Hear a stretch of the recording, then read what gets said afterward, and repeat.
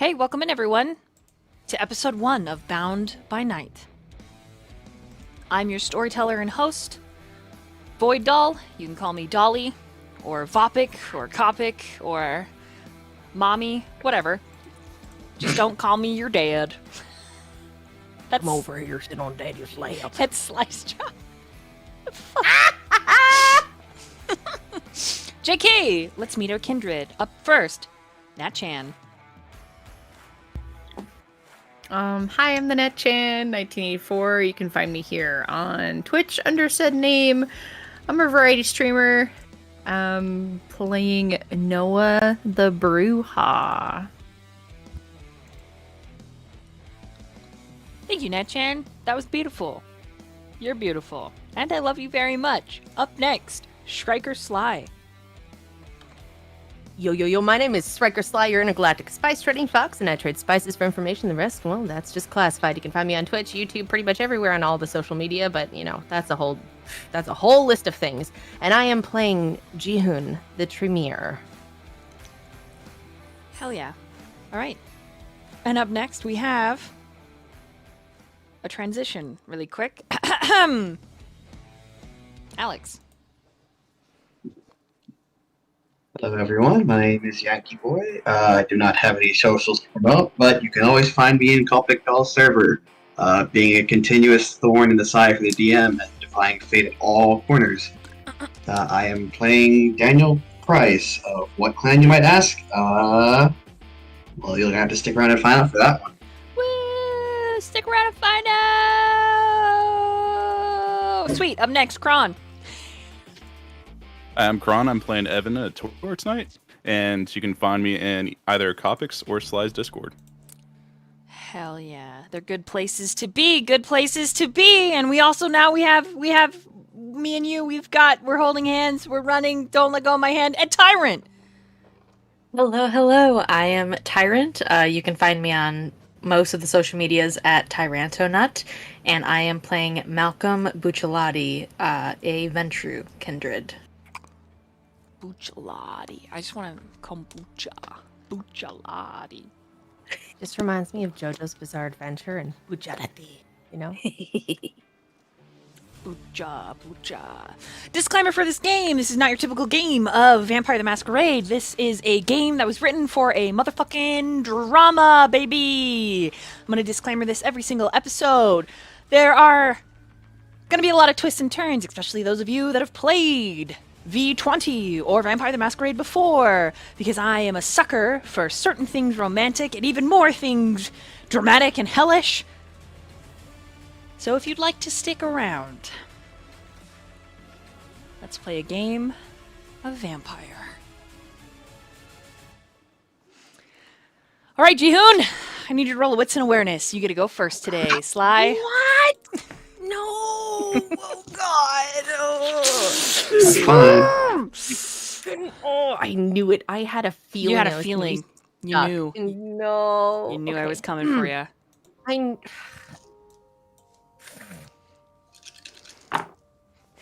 Oh shit.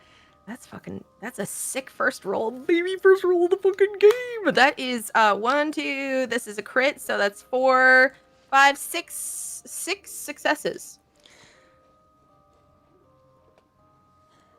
Make a rouse check.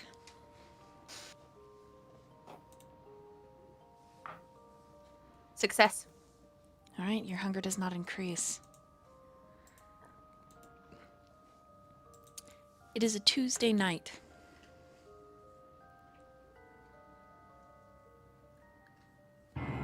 You awaken for your nighttime day from your day's sleep. You don't feel groggy. There's no momentary lapse as you slowly are pulled from dreamland. No, it is an instantaneous awareness as soon as the sun goes down. And it's not really something that you're used to, even though you've been a kindred for a few weeks now. It is something that leaves you feeling off to say the least. What does your bedroom look like, Jihoon? It's pretty meticulous. Everything has a spot. His bed has gray sheets, simple cotton, hospital-style corners, very large comforter. He has a dresser, and on it, a picture of his family. Beside his bed is a... what do you call those things? Like a table thingy? Bedside table? Perfect. With a lamp on it. An alarm clock. Not that he needs it. But, you know, he's got his phone plugged in. He has a secondary phone plugged in. And he has a mirror directly across from his bed. His clothes are all neatly folded and put away. There is literally nothing out of place. And he has a laundry basket in the corner. It's pretty much empty. His floors are hardwood. He has no carpet. It's a very dull room. Gray covers, dark comforter, bleak walls, not much else. I mean, if you walk out of his room, there's probably a lot more, but his room? It's quiet. Empty.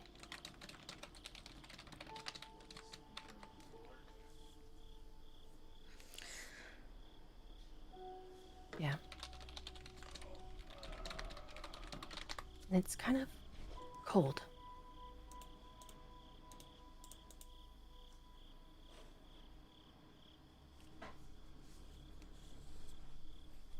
Usually his mom comes over and stocks up his fridge full of Korean food and kimchi and side dishes and everything.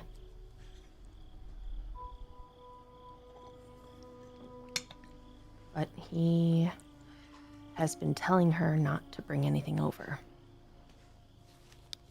Not recently. It's kind of like he's still in that transition phase and he doesn't really know what's right. What he should be doing. It's only been a few weeks after all. Everything just feels kind of new. As all of these thoughts are tracing past your mind's eye,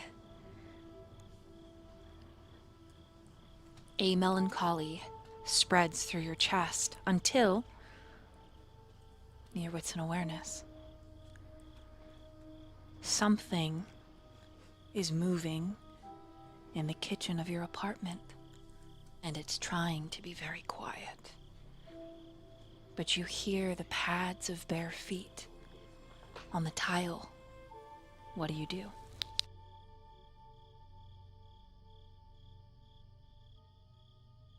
Jihoon is gonna get up very quickly, but very quietly. Okay, roll a dexterity and a stealth for me. 3 successes. Okay. You are swift and quiet. He unplugs his main phone. And he is only in boxers. And he's going to walk out of his room and head toward the sound.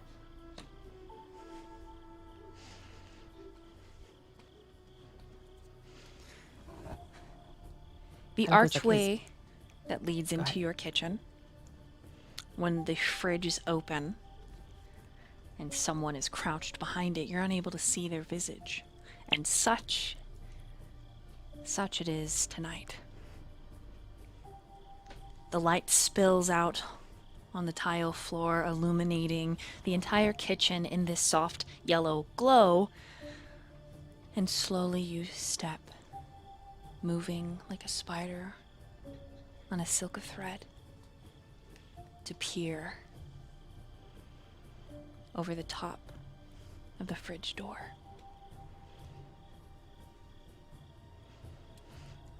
What you see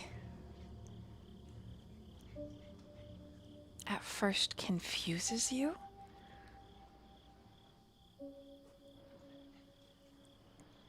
Black fur, wide, hairy shoulders, a large, boxy face, not just rummaging through anything wrapped in plastic, but opening the bentos your mom has left for you very quietly. And then this pink dog tongue just very quietly, very delicately. You don't think the wolf has heard you.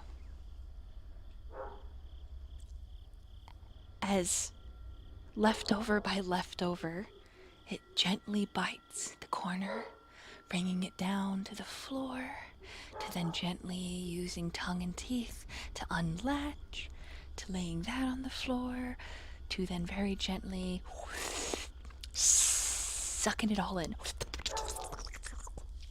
and moving on to the next one.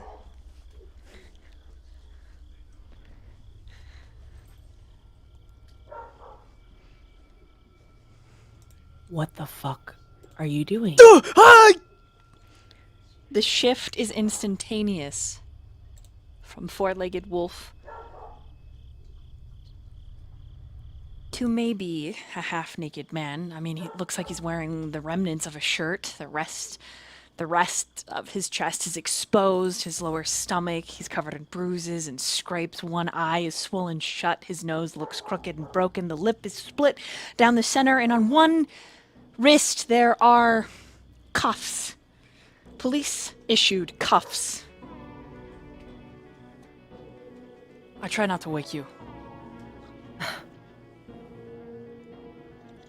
Well, you've caught me in my morning wake-up anyways. He shuts the door and takes you in from the toes to the boxers to you feel his eyes looking at those sweet little buds on your chest, and he grins, which makes him wince.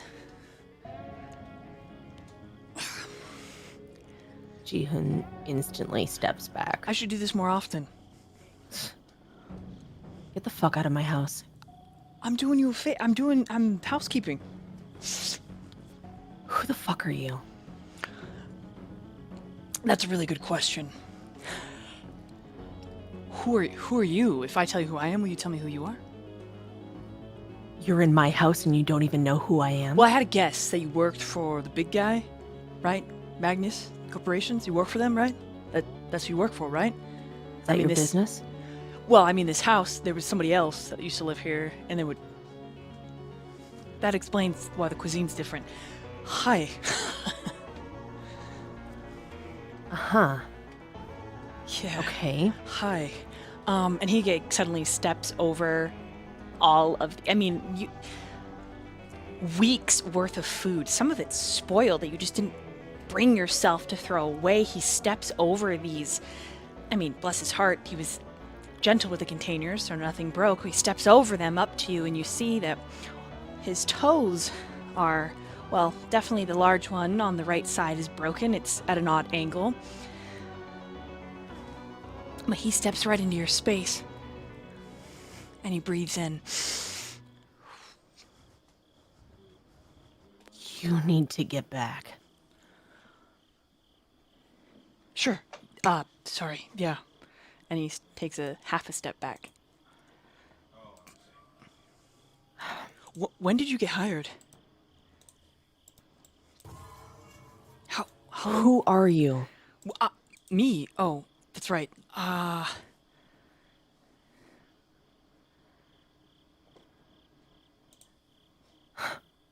Hi.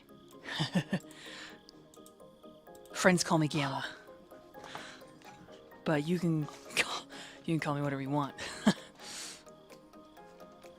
You must be new. Not really. Really? How come I've never seen you before? Probably because usually my door is locked. Oh, it was.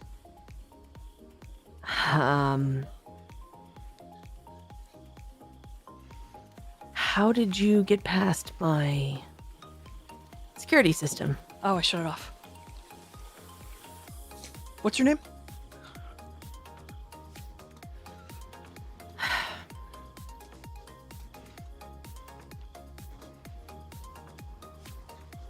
It's not really any of your business, is it? I really wish it was. I really think you need to leave. I will. Give me your name. I'm not gonna tell you my name. It's not your business. You came here, so clearly you want something. I have nothing to give you. You can leave. Look, the last tenant, she fed me, okay? She I guess, I don't know. She thought I was funny. I could be funny. Look it. And he grins, but again, his face is just still fucked up. You look like a mess, and you are bleeding on my floor, and you've eaten...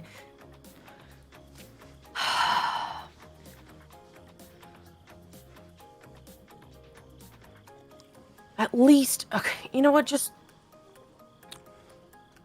Your What name. did you say your name was? Gamma. You can call me No, Gamma. no, you said your... I'm not gonna...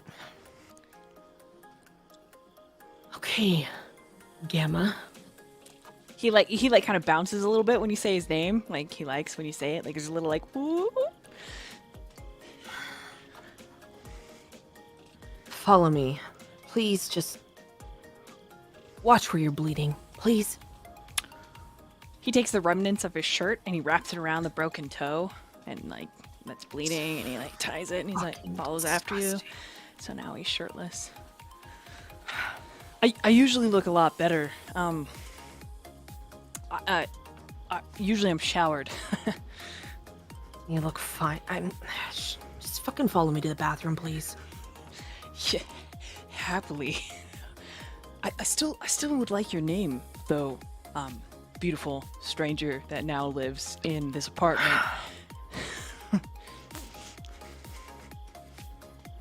My name is Stranger, Stranger. and you can call me Stranger. And I'm not gonna tell you my real name because truly you don't need to know. Really. Right?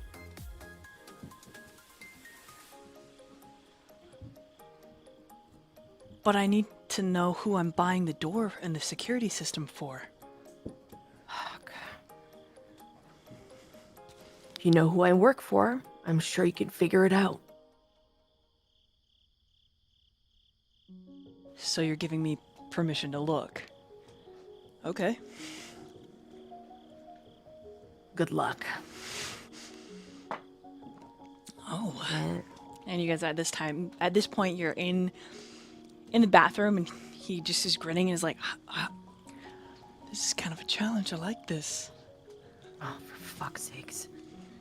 But when Sit down in the fucking toilet. when he sits and you look at his face again, you see that it's his eye that was swollen shut is now like weeks of healing has just passed and it's cracked. What the fuck are you? Handsome.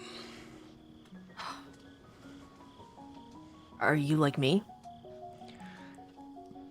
That depends. What are you? Huh.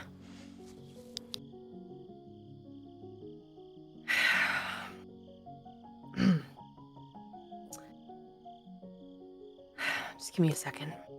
Jihoon's gonna go and grab the first aid kit. Okay, when you turn back around, his eye is swollen shut again. Like when you leave, you hear this like whack, and then you come back. Did you seriously just injure your eye again? On purpose? I wouldn't want your efforts to go to waste. Holy fuck, you are dumb. You're an idiot. He's just grinning. But I'm handsome.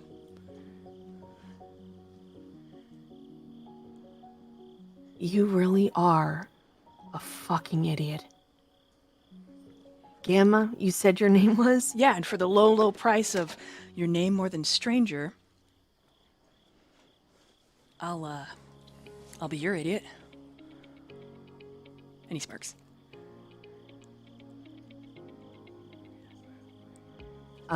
Would Jihoon know who Gamma is based on his work? Roll an academics and an intelligence.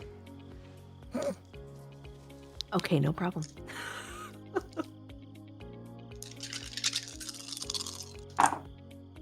Yeah, 1, 2, 3, 4, 5, 6 successes.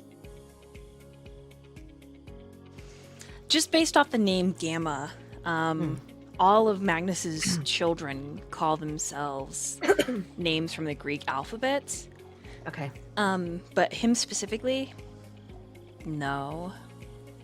No.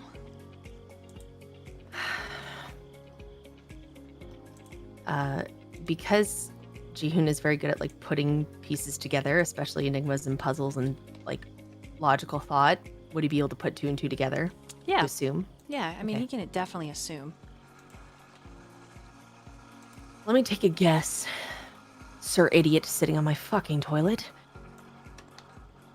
You're related to... I'm gonna just say you're probably related to them.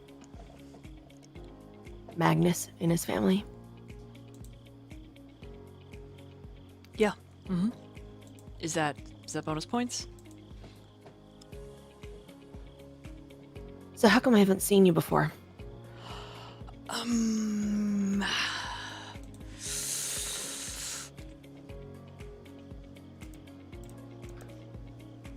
don't really like to hang out very much.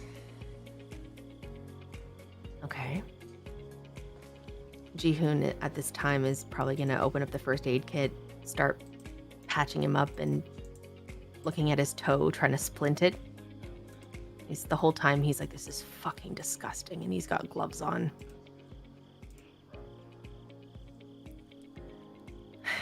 So I'm going to assume you don't like your dad. That's a pretty far leap. What makes you say that? I haven't seen you, and he doesn't talk about you. Oh, you're smart. Yeah, much smarter than you. It's a good thing I'm not intimidated by that, right? In fact, I think it makes me like you more. But you're right. My, the sperm donor and I don't get along. Did you just call your dad a sperm donor? Sure, yeah, there's a difference between a man who decides to be a dad slash father and one who just ejaculates, right?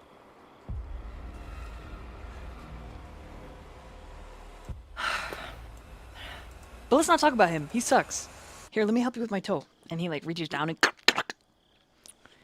just breaks it back into place. That is fucking gross. That's disgusting. Then why do your eyes keep staring at my chest if I'm so gross? I'm not staring. Oh, okay. So, stranger, Yes. when did you start working for Magnus? Wouldn't you like to know? I would, that's why I'm asking. I've been there a while.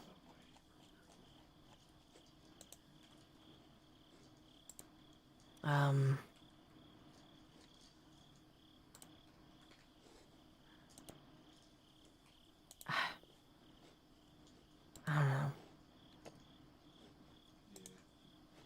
Jihoon kind of stares at him a little bit. These past couple weeks have been a little fucked up, though. How come?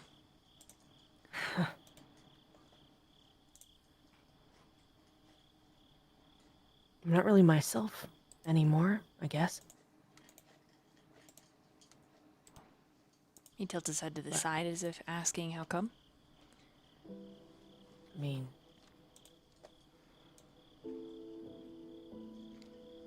I know what you are. If you're related to him, I know what you are. But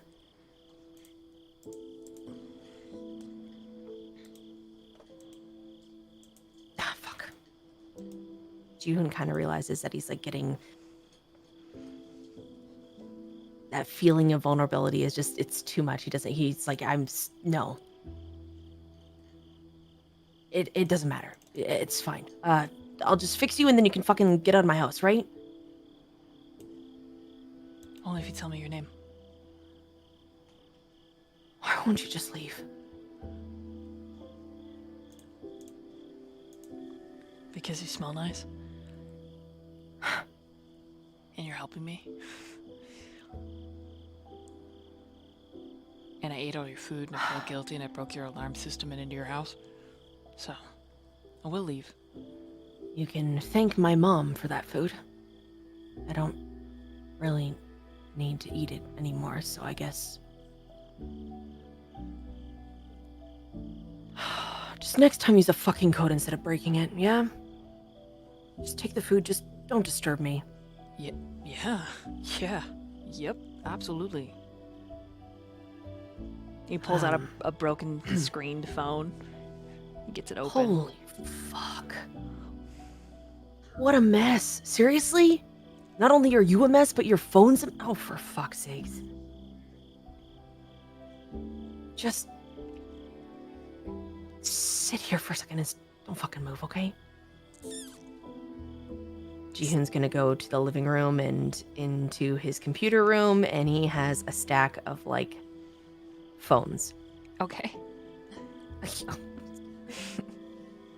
He has a lot of phones, and he's just gonna grab one. Nice new screen, hasn't been touched or anything, but you know he's got cash money. He can pretty much buy what he wants. So he's got a nice Samsung. Got to go classic Korean, you know. He's got a nice new Samsung phone, still in box, black. He's gonna bring it out. Okay. He's like, and bring it to this fucking bleeding idiot on his toilet. When you come back, he looks very healed, like really, like fast. Like the bruises are pale yellow. It looks like he broke his own nose into place. The water's on. He's washing his hands and like it smells like soap. His chest is cleaner, and so is his face, and his hair's a little wet in the front. So when you come in, you're now looking at someone who has just had weeks of healing in a matter of minutes. And not only that, but a lot of the grime on his face, his chest, and his hands has been washed away. He's sleekly built with fine cut lines for his pecs and that long ab line that descends to a tight belly button, and then the coin slots that disappear below the rim of his pants. Jeans, mind you, ripped, a little bloody, a little dirty, but nicely fit. And his face, that smile. Gosh, his cheekbones, and his long lashes, and those blue silver eyes. Jihoon's breath kind of catches, and he can feel himself, like it feels like he's going to blush, but it hasn't been like that in a couple of weeks. He hasn't been able to Like there's just, it's such a strange feeling because he feels the heat in his cheeks, but they're not there. Welcome back. Yeah. Jihoon kind of looks away and then hands him the phone. Here, it's a Samsung, new phone. Just it's set up. Just your other phone kind of sucks, and it bothers me that it's so fucking broken. And it's irritating. It's so fucking irritating. He takes the phone that you offer, and his fingertips like brush yours. He's incredibly warm against the cold that your whole apartment is.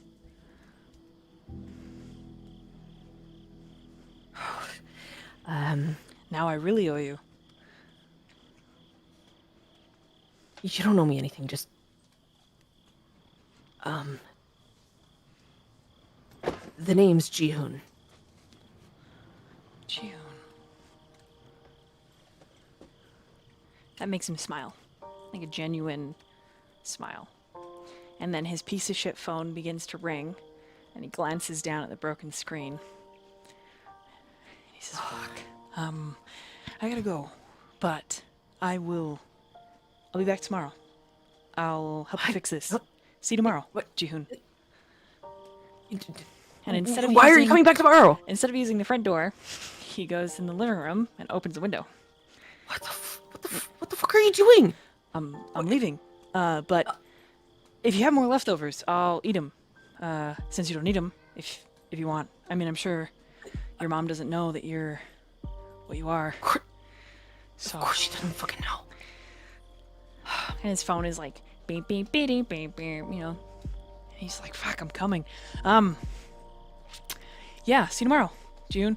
Oh, And then he's up and out. what the? And you see that his shoes were put in your shoe rack. Pair of boots look well loved, muddy. Oh, they're. A mess. Jihoon is like gonna put on rubber gloves. He's gonna go back underneath the kitchen sink, put on rubber gloves, and start cleaning his house. Like he's so irritated that there is blood and grime and muddy fucking boots in his house, and he's just thankful that this guy wasn't walking around in his house with shoes, because that is a step too far. And he's gonna get himself ready for the rest of the evening.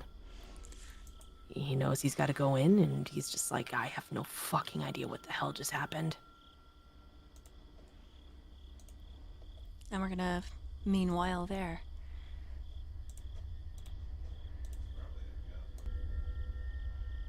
And we're gonna slide over to Evan. Make a rouse check.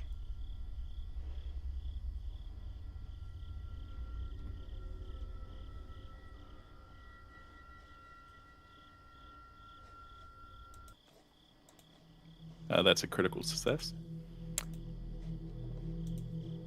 So for rouse checks, you got it's just pass or fail, so no worries there. Yeah. So your hunger doesn't increase, and you go from this day coma into instant awareness. What does your bedroom look like? It's pretty plainly decorated. There's a large cabinet in the corner with closed doors. There's a low dresser opposite of where the bed is. There's one framed picture above that looks like art that somebody did in probably college. It's kind of old at this point. And other than that, there's not much else in there.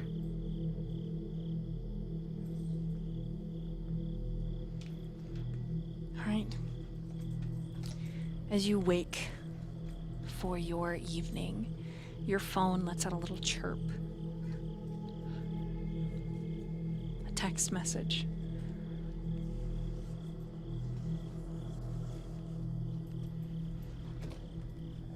When you reach for it, I need you to roll wits and awareness.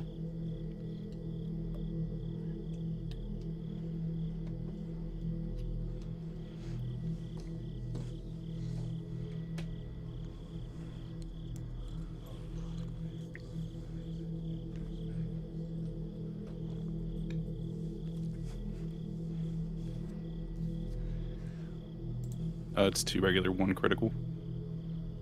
Alright, so 3 total.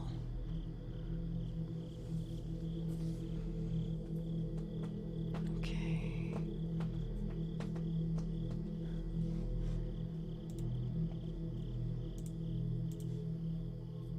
Okay, so it's a message from your boss, or someone who has a contract for open performances, interested in seeing you perform down at a dive bar called Jenny's.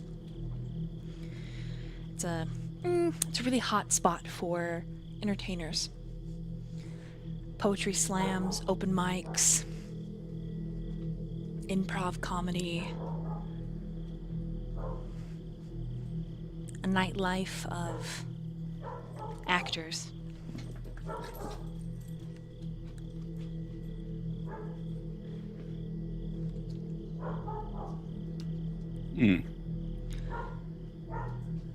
He'll just kind of read over the text, see what it says, if any details on when they want him to actually come by. So tomorrow night, they've got a... Oh, give me 1 second.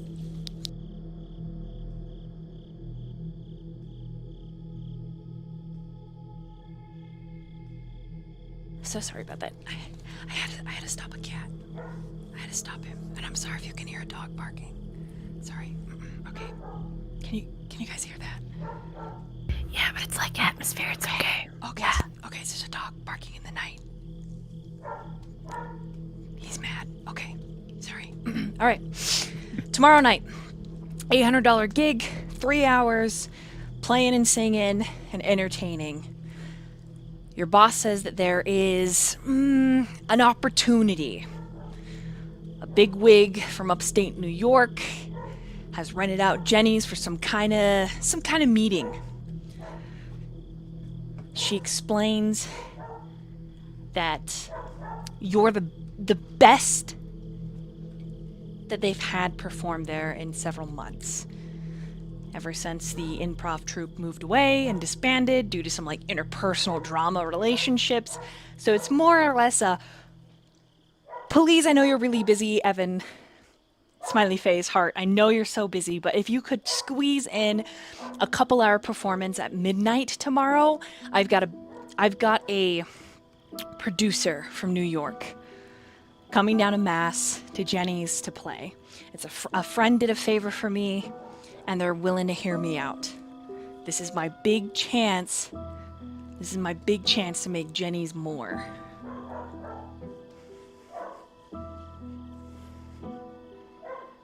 He'd flip over to his calendar on the phone just to make sure that he was actually free that night. And seeing that he was, he'd flip back and reply and ask, what kind of music do they want? So as the three little dots appear that your boss is writing back, you hear your sliding glass doors in your living room, the ones that go out onto the balcony.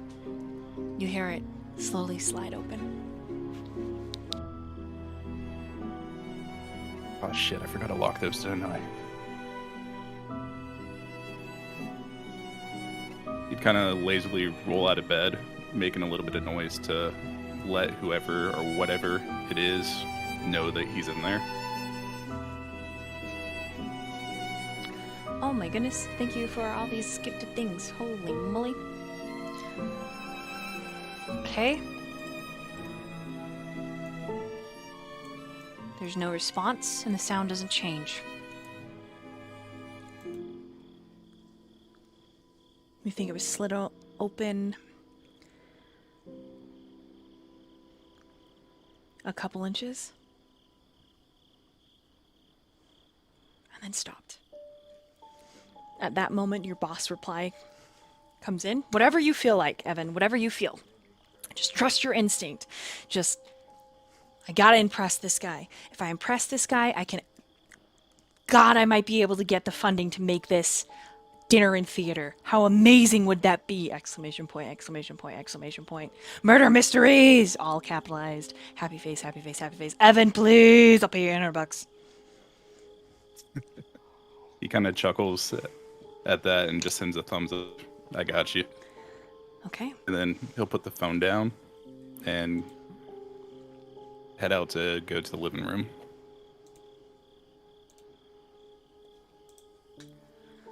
Alright. Your sheer white curtains are billowing in the nighttime wind. You can hear the crickets.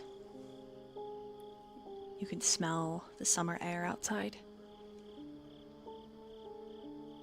But you don't sense anything other than you in your apartment.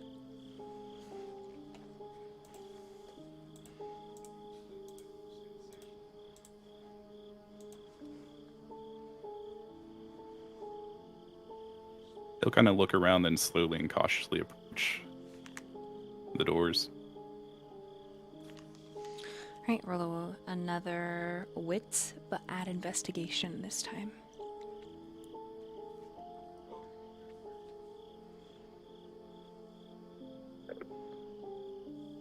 That is a 0. You move the curtain aside and look out on the balcony.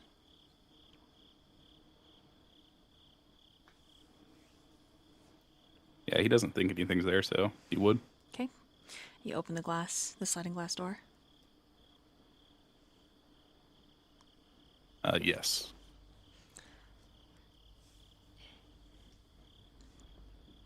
As you open things up, and you move out onto the balcony, you hear the sound of a rudder. This just deep rumbling, like someone's just turned their boat on, not in the lake, only to feel something soft brush up against your foot. And you realize it is this massive, fat, black cat.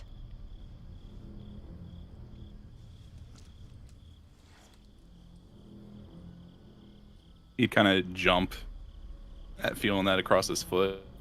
He kind of jump back and just look down and just like, oh. Okay, it's just you. He reached down to pet the cat.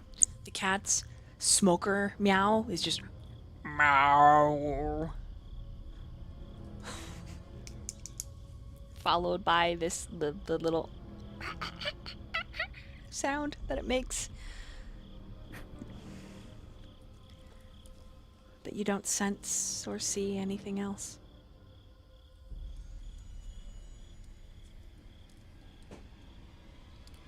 When you try the door, pulling it back and forth on the slider, I mean, it's not loose. It shouldn't have just slid open.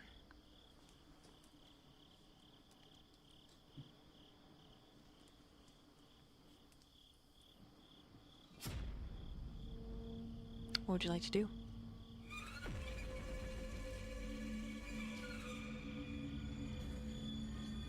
Scratch the cat one more time, and then go ahead and head back into the apartment and close the door and make sure it's locked this time. Okay. The smoker meow He's tries to follow you.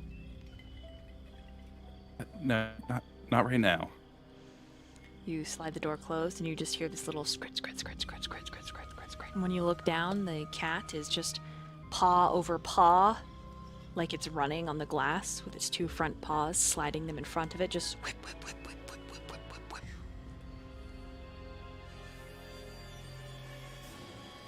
Oh, I'm not supposed to have pets in here. How'd you get on my balcony?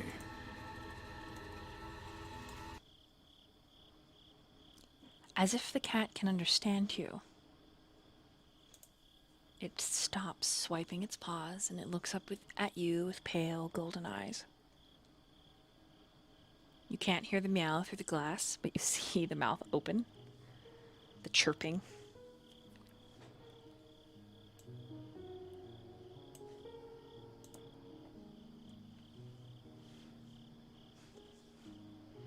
I guess for a little bit when it hurt, and he'll unlock and open the door to let the cat in. You let her in? Mm-hmm. All right. She immediately goes into your kitchen and jumps on the counter and meows at you.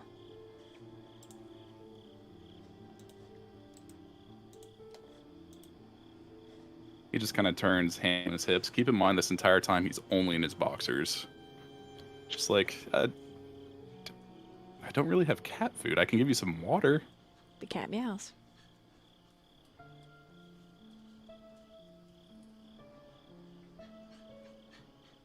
He heads into the kitchen, gets a bowl out of the cupboard, fills it with some water from the tap, then puts it on the counter next to her. She immediately begins to drink. She drinks for like a solid 5 to 10 seconds, and then she looks up and meows.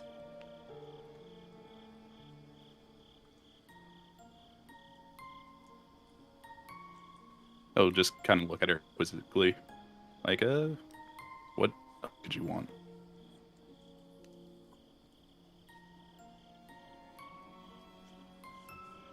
She gives you this dead stare, ears flicking back, square, short face, just looking utterly unamused. And then her head turns towards your fridge, and her tail flicks. She meows again.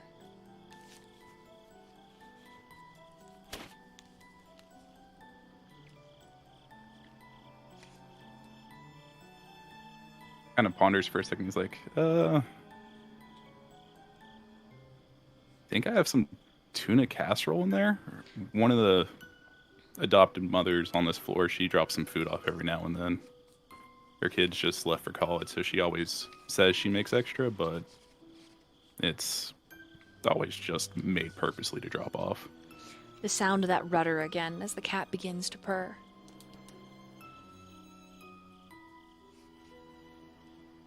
To the fridge, get a small plate and plate a little bit of it up. Okay. As you pop open the can, you feel the black cat weaving in between your legs. As you scoop the tuna out and dish it to her, she immediately begins to devour. That rudder-like sound of her purr only interrupted through the tiny bite sounds and the smacking of her lips. She eats the entire plate, and then she trots back over to your sliding glass doors, where she meows and begins to claw at the curtains.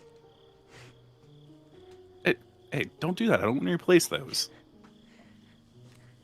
He'll kind of hurry over there quickly to pull the curtains to the side and open the door again. And she leaves. Her paws delicate and swift, her tail up, the end of it curling, pleased and satisfied. And then she jumps up on the lip of your balcony, where she sits, and begins to clean herself, licking her paws and rubbing them on her face.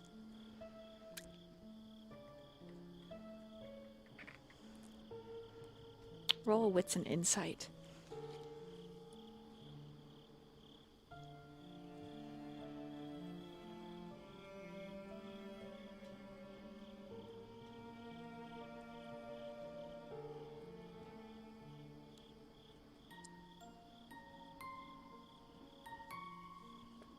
Two. You can't help but feel you've just been swindled. And like maybe you should get more tuna cans.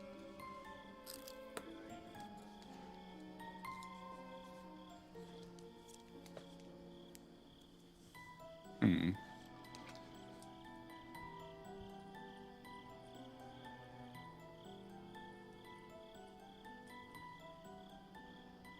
So, when can I expect you again? He'll just kind of say to the cat.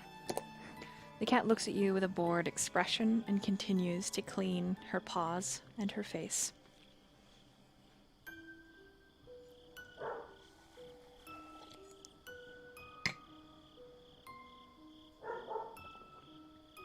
The two of you have a stare down for several moments. And you feel like the cat is done with you.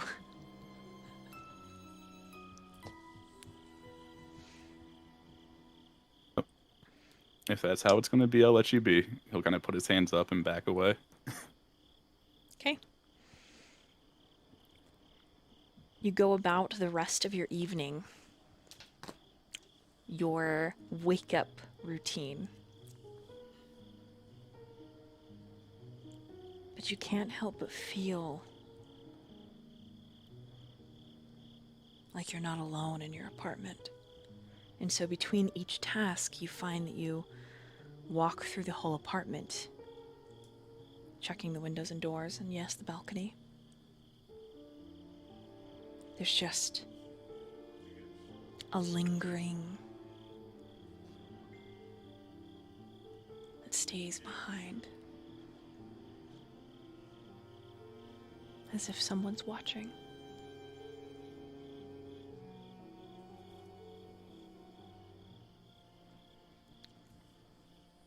And will meanwhile there. But first, very quick bathroom break. Don't go anywhere. Great. Hi. Welcome in. Perfect. Okay. Malcolm, make a rouse check. Okay. Success. All right. You come to, and your phone is ringing. Already. Malcolm reaches over and checks his phone to see who's calling. Your sire. He immediately straightens up, even though he's alone in his room. Answers the phone quickly. Good evening. A marvelous evening to you as well, Malcolm. How was your day's sleep? Good. I'm getting up and getting moving now. Is there something you need? I need you down at the courthouse as soon as you're able to. I have a exciting prospect for you. Make sure you bring a change of clothes. Something you can really get dirty in. Sounds exciting. I'll be down there as soon as I can. Your sire hangs up. He hangs up and almost on autopilot, he is up and he is getting dressed, grabbing something that he doesn't care as much about, although most of his clothing is the same dark button-ups. Nice tailored clothing, but he has a few older things that he can deal with getting rid of. And he's going to leave his room and start to head out to get to the courthouse. Do you drive or do you have a driver? He has a driver. Okay, is it Uber or is it a ghoul? It's just an Uber. Okay. As you are waiting for the Uber, I want you to roll an intelligence and an insight. All right, intelligence and insights. 2 successes.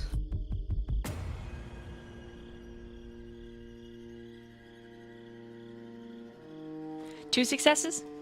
Yes. Okay. Across the street from your apartment, there is a chain link fence. The fence has been broken for some time. Beyond the fence, there is delineated property belonging to some corporation, some $1 million corporate,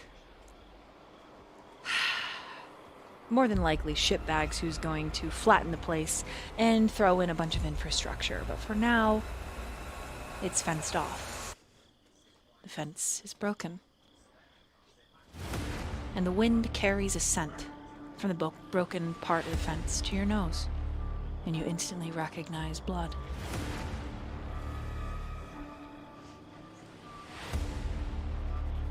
Dead. Malcolm glances to his phone to see how far away the Uber is, but he's already crossing the road to investigate. Your Uber is 6 minutes away. As you get closer to the chain link fence and the thick, dense, dripping in green foliage beyond. You get the sensation to stop walking in the middle of the road. That to move any closer to anything hiding in the woods, an injured creature, that it would attack you. What do? Despite that feeling, or maybe a little because of that feeling, Malcolm is going to slow his approach, but try and get closer to investigate what is waiting in that dense foliage. Are you being quiet about it, or are you just moving forward? He's going to be quiet about it. Okay, roll a dexterity and a stealth. Dexterity and stealth. 2 successes. Okay. You feel that you're being very quiet and stealthy. Your steps making no noise as you step up the curb and onto loose gravel that is just overrun by weeds, reaching under the fence line like desperate claws.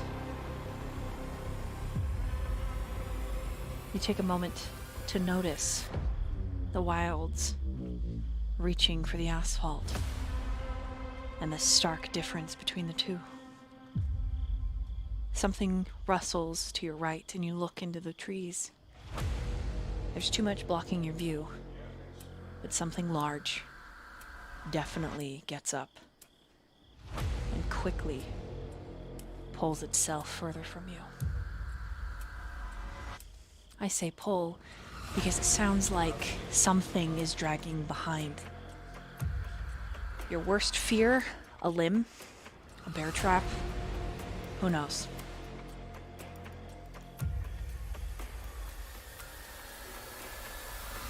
When Malcolm sees that figure start to pull back, he will kind of hold up his hands. Wait, hold on. Are you alright?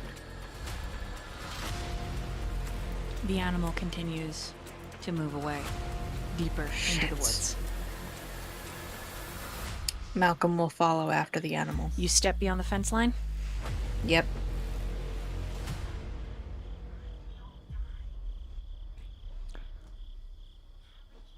As you step beyond the fence line, there is a drop in temperature. It feels like you're moving into a different season almost altogether. Roll a composure Okay. and a resolve. Composure and resolve.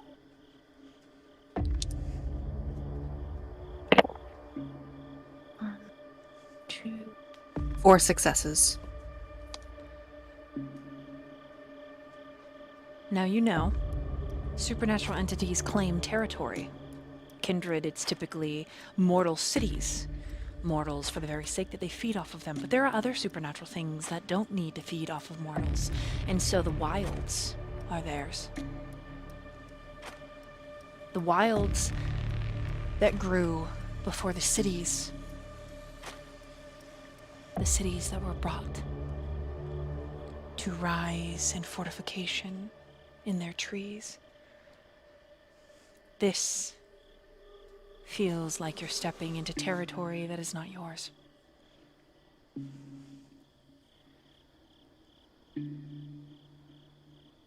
That is unsafe.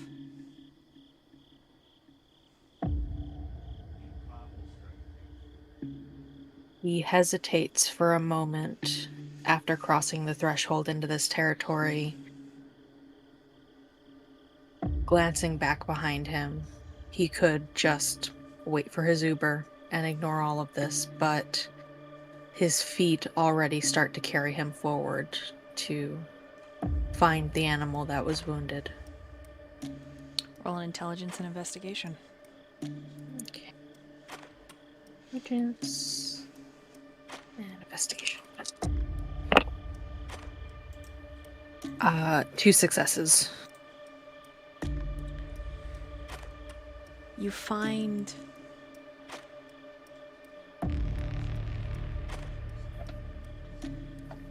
drag marks and more blood. But you aren't sure what kind of creature this blood belongs to. It is unfamiliar.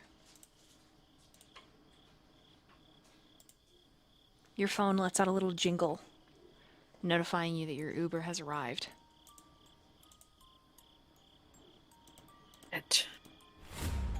He glances after the animal and then back to where the car is waiting.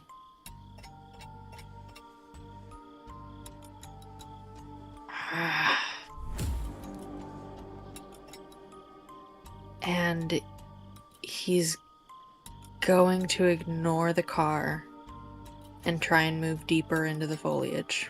Are you being quiet? Or are you just moving through quick? Yes. Still being quiet. Okay. Roll stealth and dexterity. Dexterity. 1 success.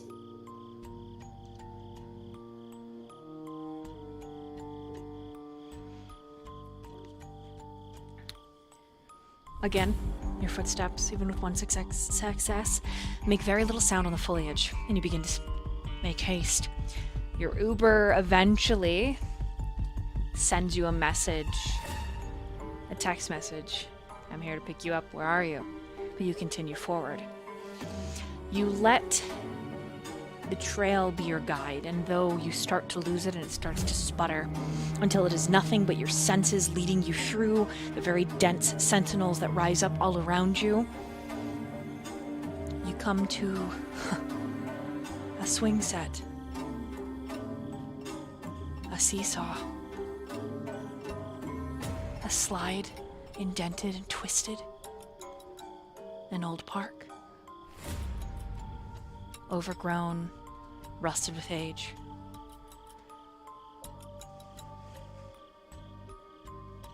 Beyond the slide, you see a path, a narrow lane for foot traffic, maybe morning joggers.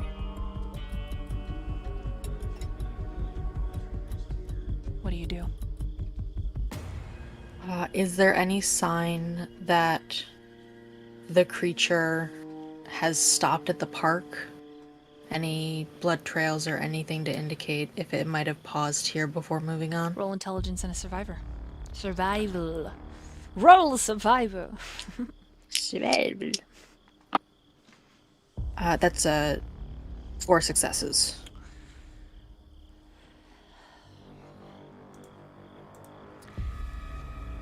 The last vestiges of the trail from whatever this creature was are some 60 feet back before the park.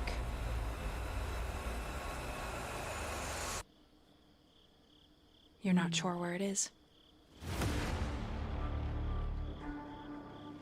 Damn it.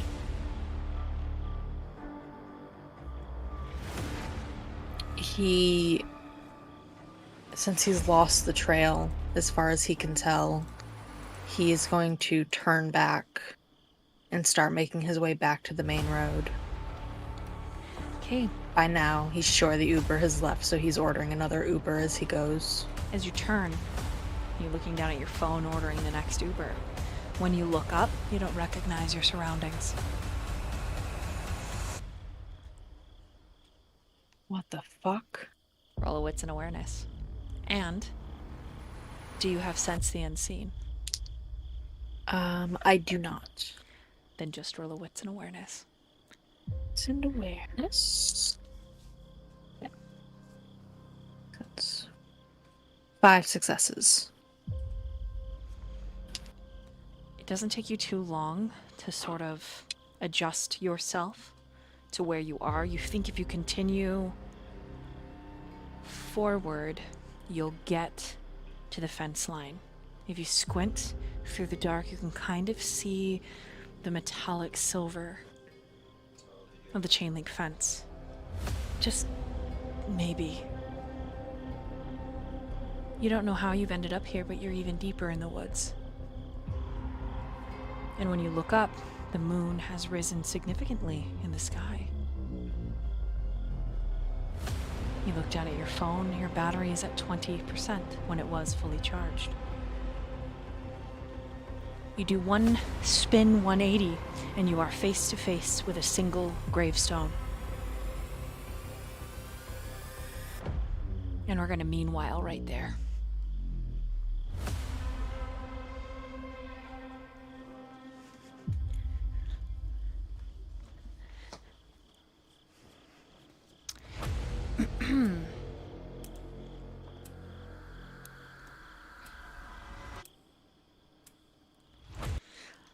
Sliding across town. Noah. Yeah. I need you to make a rouse check. Good morning, rouse check. Success.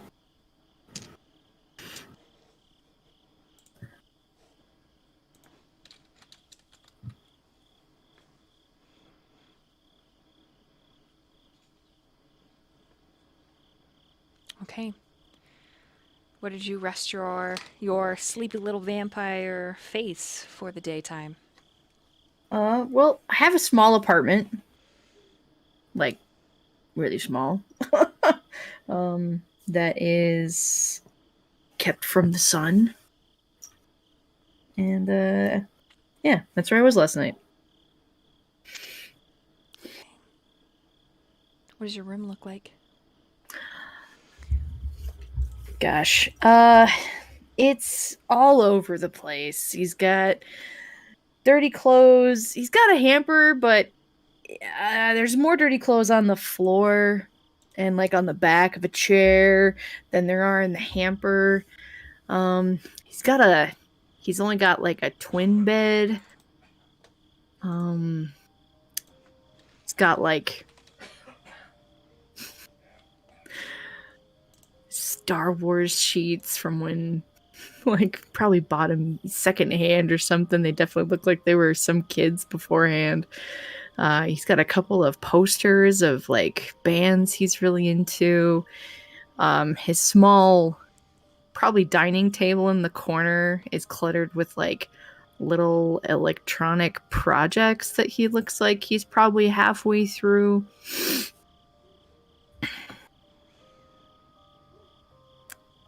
But yeah, it's kind of a mess, but it's his mess.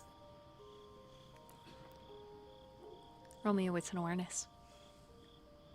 All right, what is that for this character? It's okay, not terrible, not terrible. 3. It's a 3.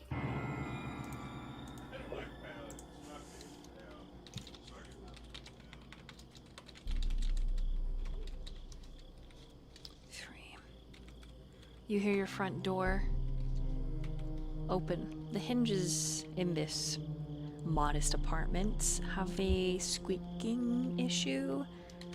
To you, they sound kind of like Jawas. To everyone else, it's just annoying. That's my alarm system. What do you mean? The squeaky hinges.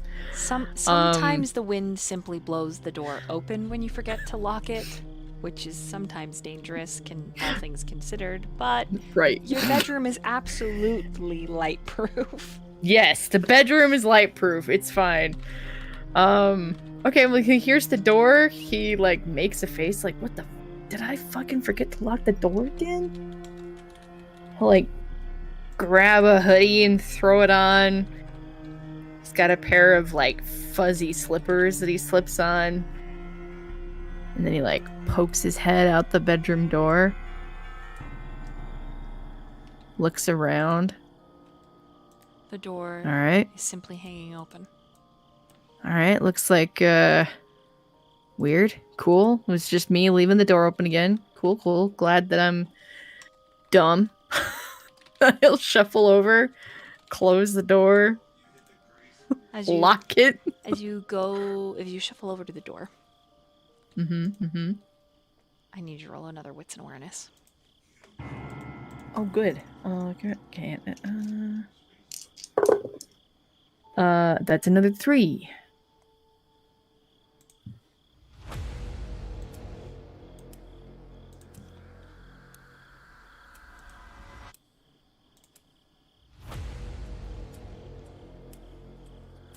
You see a familiar pair of shoes crossed. The legs and body they're attached to are leaned back against the metal railing that keeps them from a free fall 2 stories down. They wear sunglasses. Their hair is dark. And their skin is pale. Bloodless.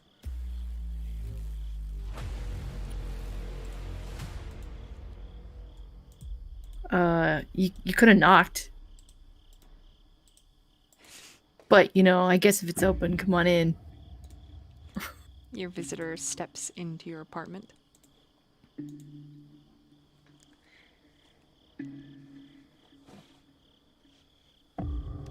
And says, "The boss wants a favor."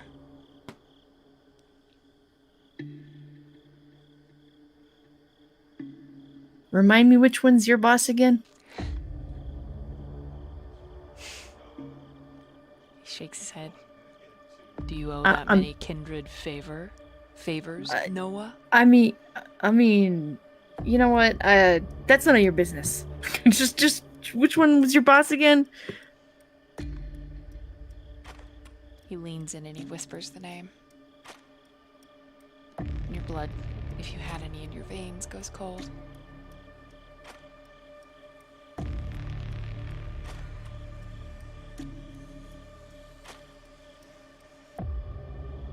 Oh, right. That's your boss. Something belonging to him got out. Escaped.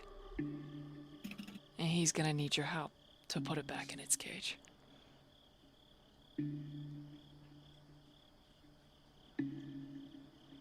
Something got out of a cage. Are we talking like an animal?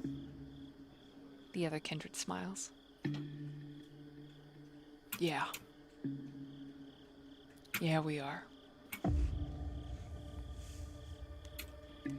Oh, okay. Like, do we know what kind of animal I'm looking for? That would, like, help me a lot more if I know what I'm looking for.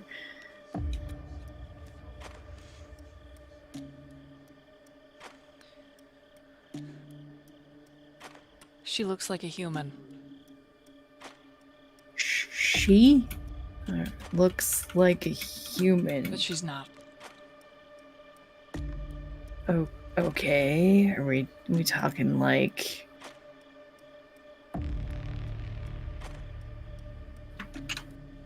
Okay, cool. So you're not going to give me a lot of details, or you don't have a lot of details. One of the two, but all right.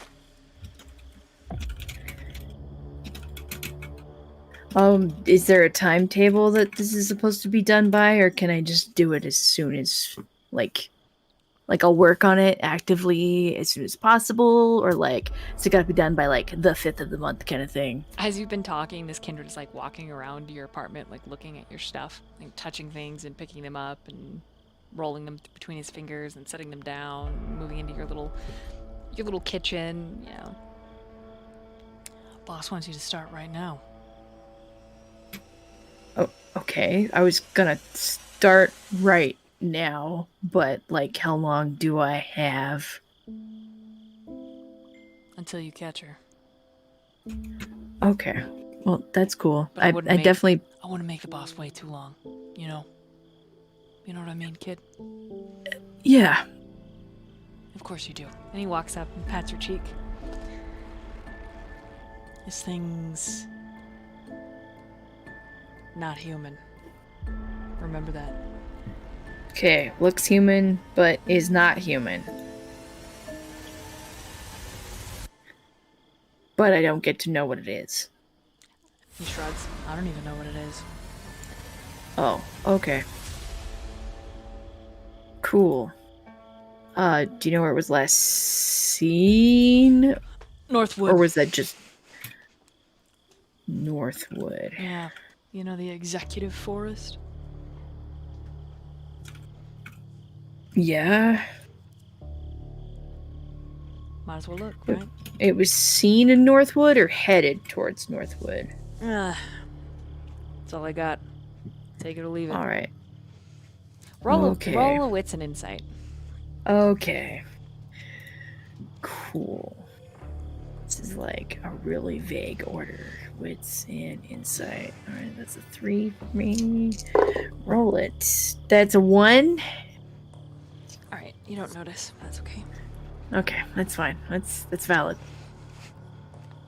You're gonna want to bring salt and silver with you. I'm sorry, salt and silver? Yeah. Silver. You know, there's not very many things that... I told you, it's not human. If you have any iron, I'd bring that too. You got any guns? Is it your business what I have? I'm just asking. He lifts his hand and his palms out. Anyways, good luck, kid. Right. Am I the only one on this job? You're the best one for the job. Am I? He winks. Behind his glasses. Well, over his glasses, like slides him down. Cool. All right. Best one for the job. Gotcha. All right. And you know what'll happen if you don't do it, so. Yeah. And he I just think I have a pretty vivid guess. he steps out of your apartment. So do I report to you or directly to your boss? Call me. You have my number? I think so. Slick asshole. That's you, I think.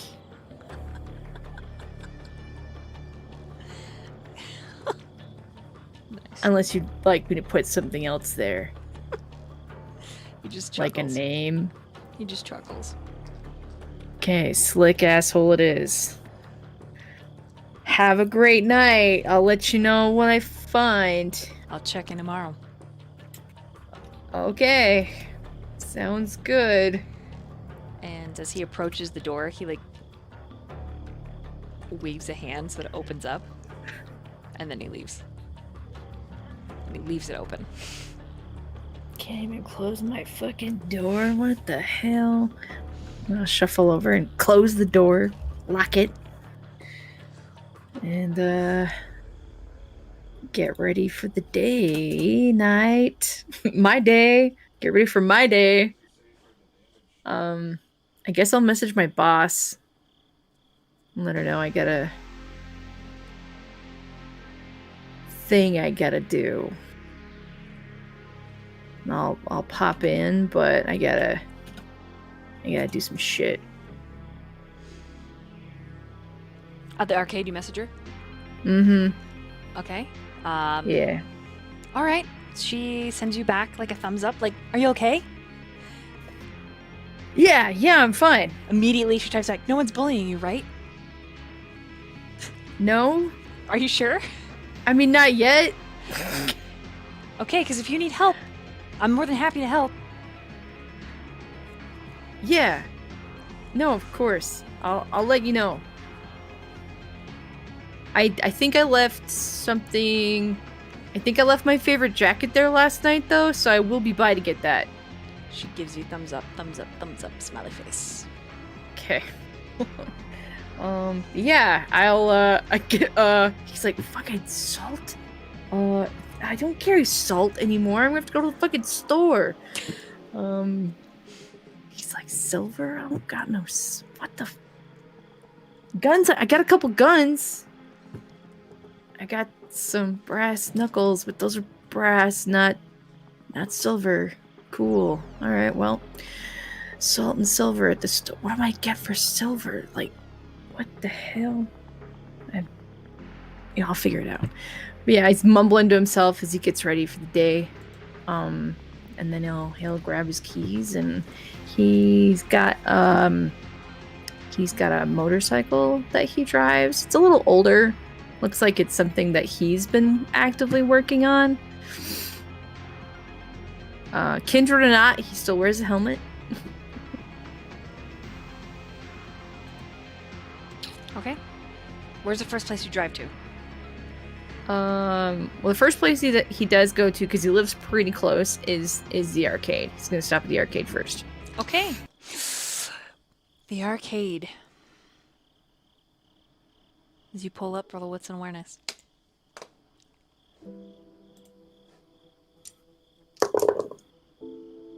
That's a 4. Eyes peeled when I go to the arcade.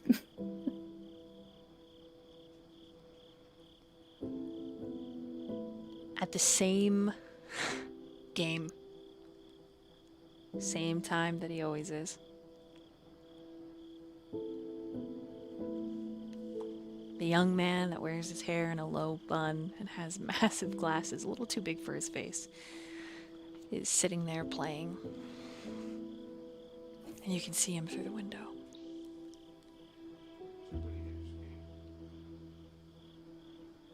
I'm gonna stand at the window and like watch him play for a second, and then I'm gonna pull out my phone,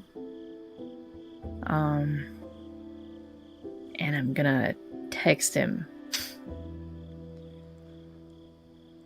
"Hey, how's it going?" And then see if he gets it while he's playing, or if he's super focused. All right, you watch, and if you squint hard enough, you can see the intensity on his brow. His fingers just click, click, click, move, click, turn, click, click, click, click, click, click. And then he pauses, hitting the middle button, and he reaches into his pocket and pulls out his phone. He messages back with proper grammar and a period. Hey, period. It took you a while to get used to it at first. In fact, you always thought his tone was deadpan or angry. There's probably like, "Oh my god, are you angry at me?" The first few texts they got. He'll just pop in and head to the machine rather than replying. Okay, as you open the door, there's a ding-a-ling-ling-ling. And your boss pops up from behind the counter, where she was restocking the dice, and says, "Welcome." Oh, hey, Jack's over there. Cool, thanks. He'll take the long way around to the jacket to go pass by and say hello. So as you approach him at his game, due to your new disposition, right? The new metadata that is your existence, more or less. Yeah. You can smell that he's wounded. You can smell where he was cut and a septic was applied. You can almost smell the nylon of the stitches.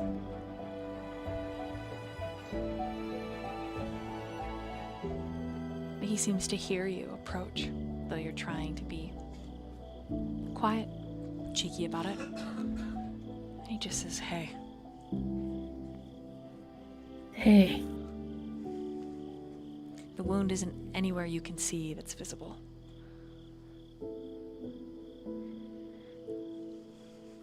How was your day? Good.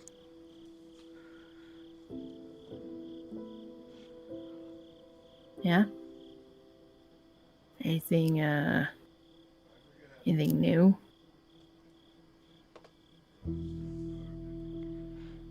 No, not at all. Yeah. He'll nod at the machine. You beat your last record yet? He gazes at the machine and then back to you. Not yet. Mm.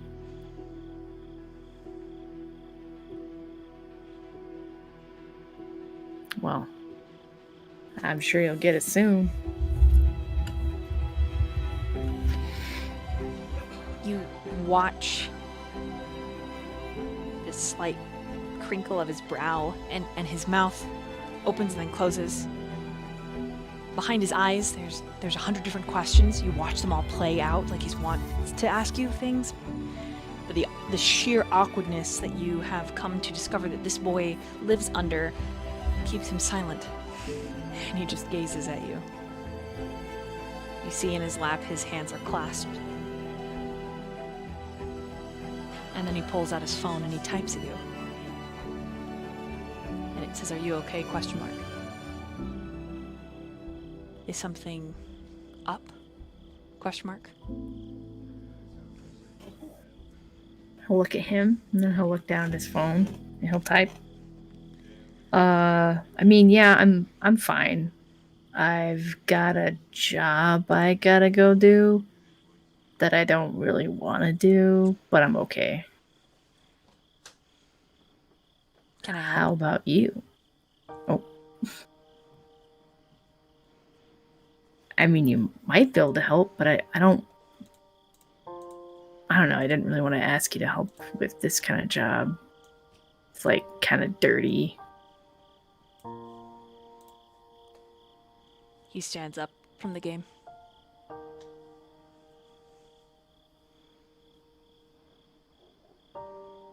And motions for you to lead the way. Alright. I got my extra helmet in the back. You cool with the bike? He nods. Alright. He gestures to the back with his, with a nod, and I'll just go grab the spare helmet and jacket. He approaches your boss, and she says, "Kappa, are you sure? Yeah, I want to help him. But It doesn't matter. It'll heal on its own. I'm not worried about it." She just frowns, and as you come out of the back,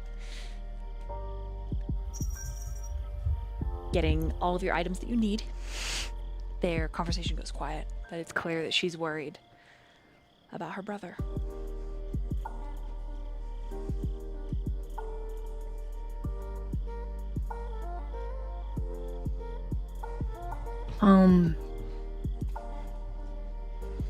I mean, it'll be...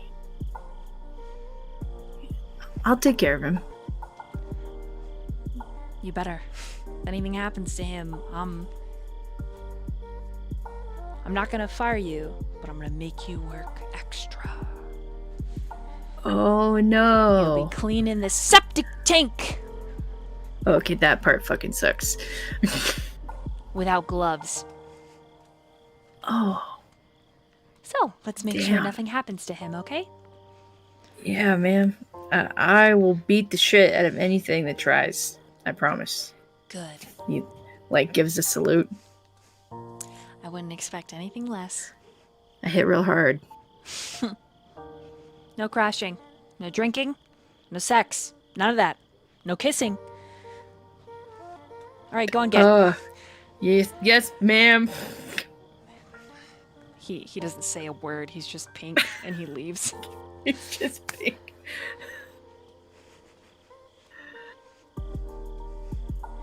It's good she worries about you so much. He just nods. Just a brief up and down. Hand him the spare helmet. He slams the helmet on like he can't wait to hide his face. Pulls his glasses off, slams it on, puts the glasses on, drops the visor. Alright. I'll get on and then pat the back of the seat and be like, alright, let's go. Now you're a really slender boy. Yeah. And when he climbs on the back, you forget, maybe it's because of the style of clothing that he wears, but how slim his arms are as they come around your waist and hold on.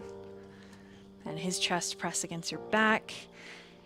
You can feel his awkward. You feel awkward. But it's warm. It's the best kind of awkward. And it reminds you... Man, it reminds you when your lungs used to draw breath, right? And you get the butterflies in your tummy. You don't get those anymore. at all. There's no rush.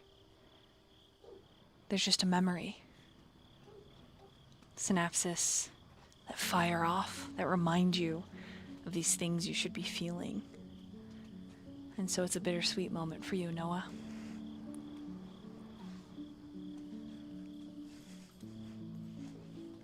It's both good and sad. Because how can something that is living an unlife be with something or someone that is well and truly alive? And as you pull off the curb, and the streets begin to pass you in a rush as you head for the corporate woods, there's a buzzing at the base of your spine, and it blooms forward into your guts, causing them to twist, and then your skin to tingle. Inside your helmet, you can smell your breath, though you don't need to breathe. You're still not quite used to these sensations. Whatever it is that makes you a Bruja is on edge.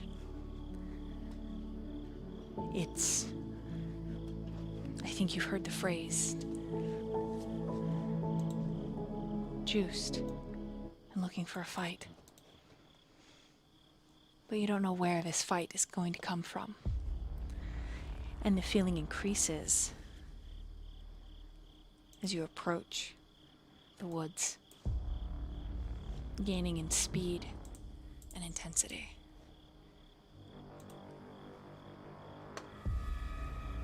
And we're going to meanwhile there.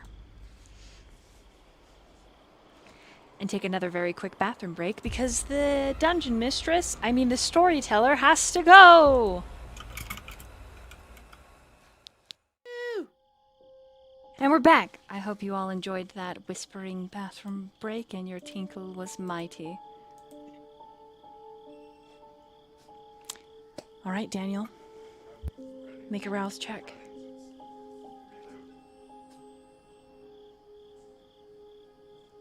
Success. Okay. Roll a wits and awareness. Okay, look at my sheet.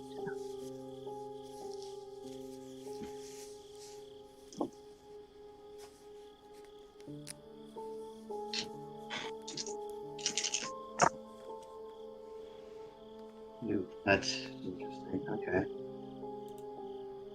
2 successes and messy critical.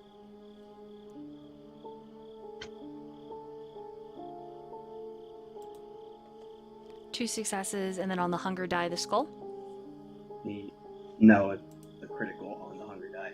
With a critical on a regular die. I'm pretty sure as long as one hunger die is part of a critical, it makes it a messy critical, correct? Is it 2 hunger die that's making it a messy critical? Correct, you got it.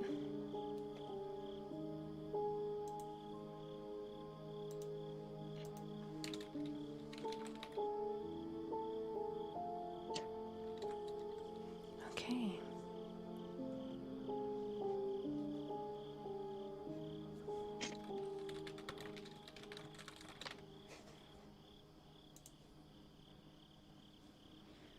You leap out of bed.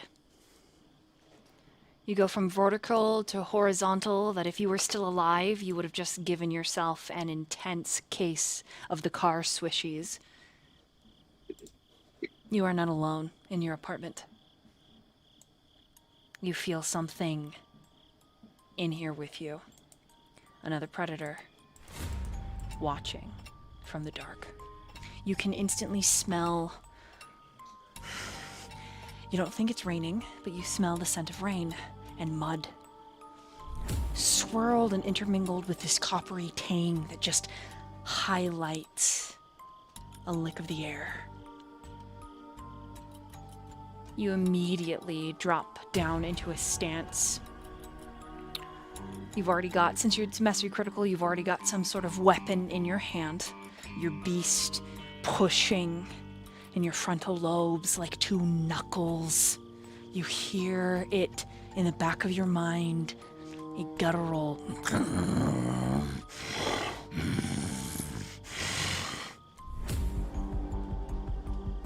Go ahead and describe your room for us, and then what you do.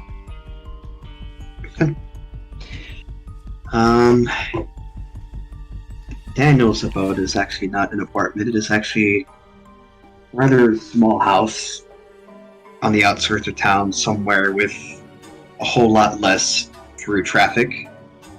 The inside is actually surprisingly rather homey. Every inch of the apartment has something there, a picture, a piece of furniture, something to always catch the eye, something to always to distract him from the very harsh reality that he has long since been accustomed to. It's almost like he created a sort of, almost like he was trying to trick himself, a facade of security. In his closet, which he moves very swiftly, but he will attempt to do so very quietly, he goes for the gun safe that sits idly in his closet.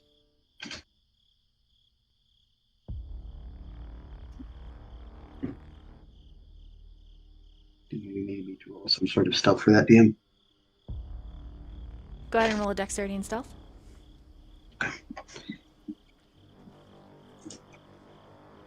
Dexterity and a stealth. Okay.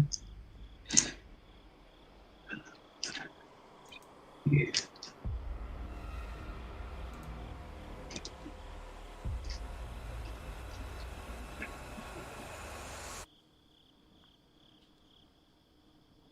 Okay. That is 7 successes.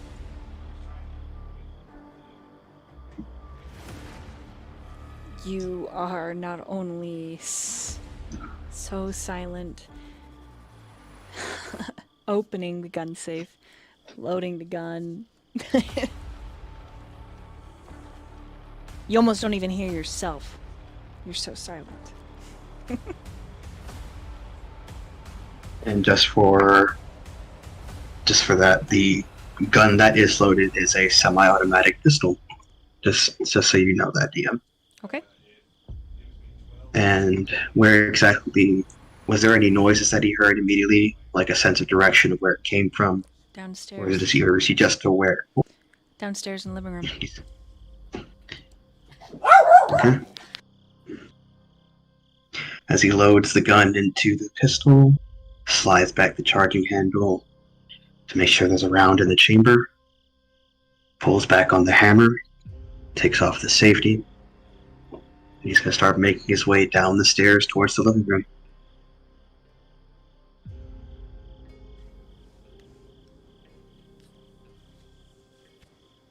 Roll a wits and awareness.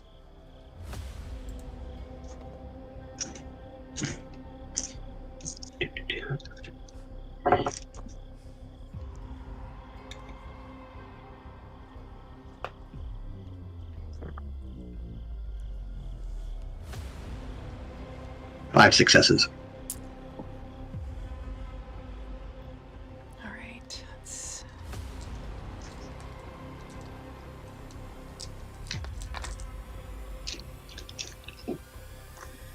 Ooh.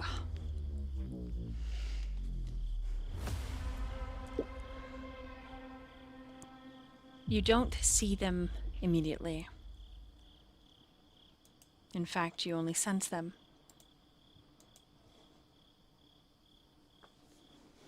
Someone is in your living room, but they're hiding from you.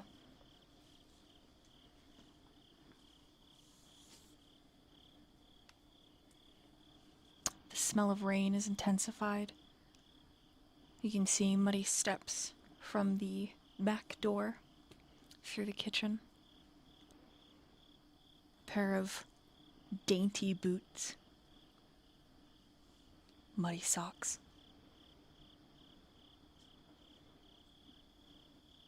Do I see where the trail leads to in the living room? As soon as that trail from the kitchen hits the living room carpet, the wet footprints are soaked through, and there's no visible indication.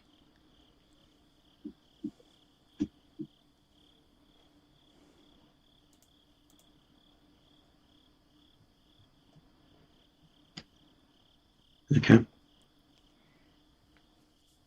Do you call out to the person? Or would you like to keep it quiet and investigate?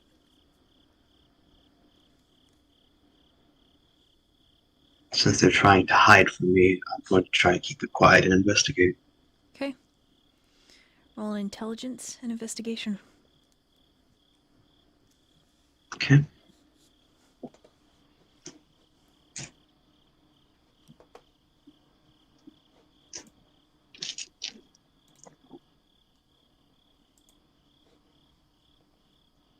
One critical success. So 4.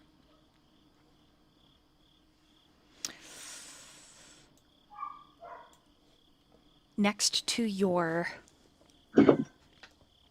small fireplace, there is a window. There's several feet in between both sides of the fireplace that's done in stone. And on the right side, there's a window that looks out to your side yard. You have thick curtains that cover that window. And you get within a couple of feet. And then a very familiar scent hits your nose. And you can hear ragged breathing, like she's trying to calm her breath. And you recognize, that's right, the smell of rain. It's always been her smell. And you haven't seen her in 3 years. You actually find yourself turning to look back at the boots just to verify. And then back to the curtain.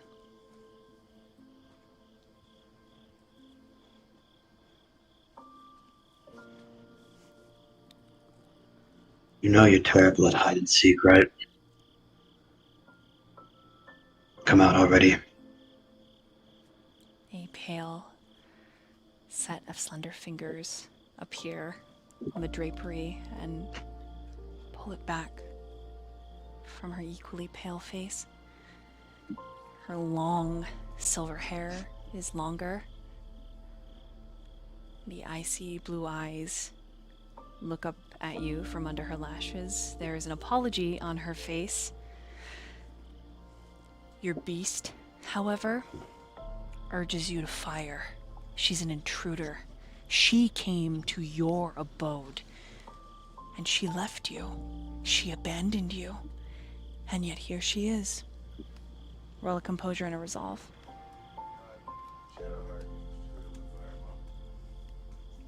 Really fast. Can I DM you right quickly, dude? Sure.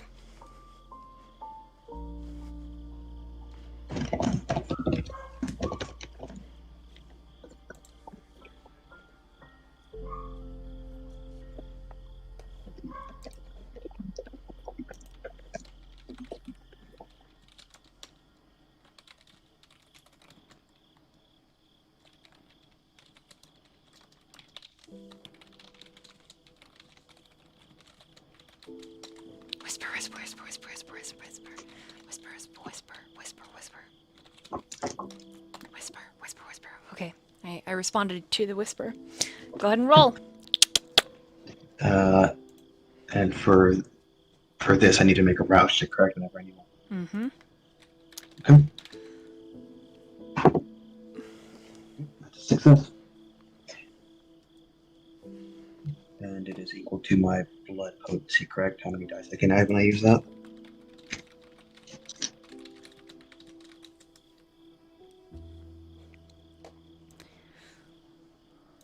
Am I fading in and out? Sorry. Yes. It's like you're moving Okay. far, far, far away from your mic and then coming back. Let's see here. What I was saying was, I add the amount equal to my blood potency, correct? Yep. When I use that? Yep. Okay. Yep, that's how many dice you add to your pool. You got it. Alright. Okay. Alright. 5 successes. Okay, you push back the beast. You calm yourself. Settle your mind.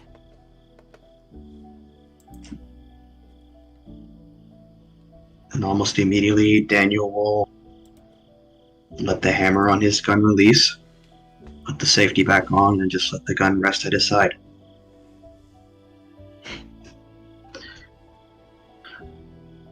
You've been gone how long exactly?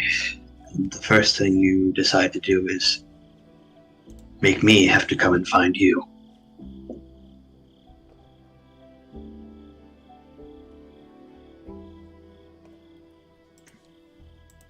She stares at you, silently, unblinking, for several heartbeats. And then she steps up into your personal space.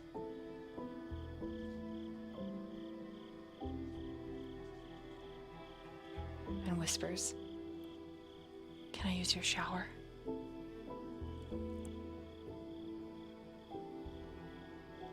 That almost makes Daniel almost scoff at that.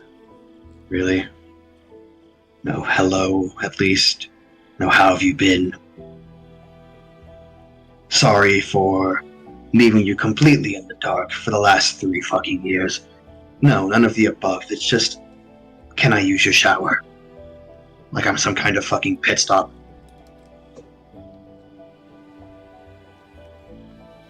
She takes a step back. I'm sorry I bothered you.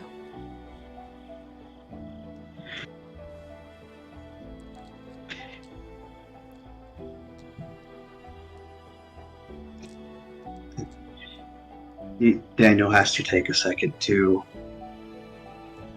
reel in his frustration. Because even though that there is a very clear sense of anger, there is still genuine relief in his tone, despite how aggressive it is.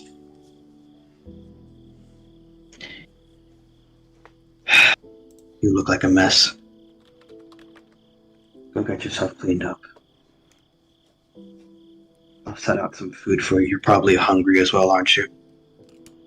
She doesn't say anything, but her stomach lets out a growl.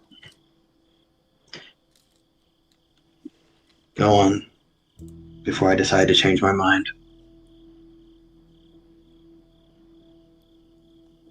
She slips quietly around you, the pads of her feet near silent, as she heads upstairs.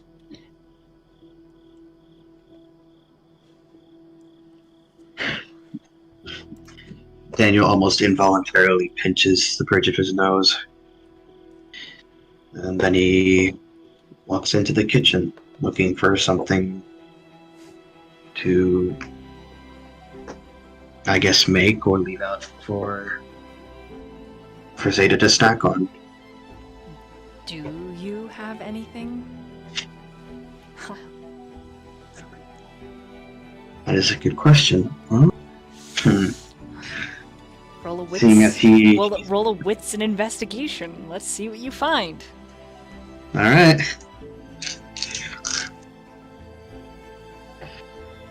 It's an investigation.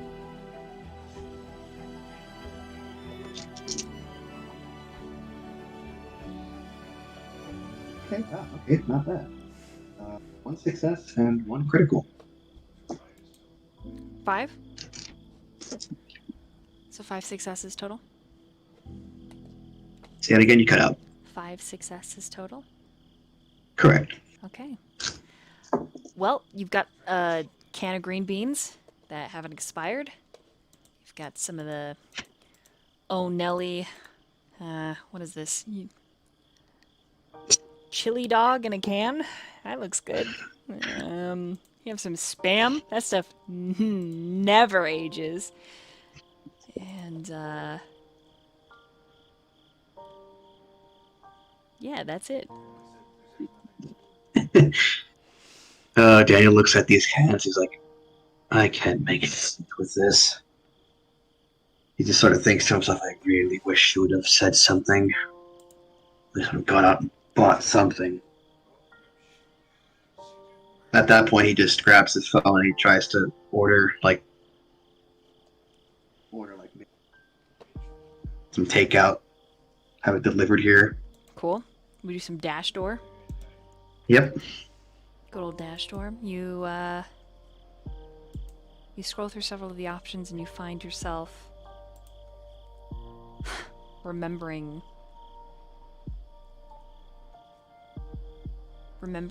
some of her orders from certain fast food places.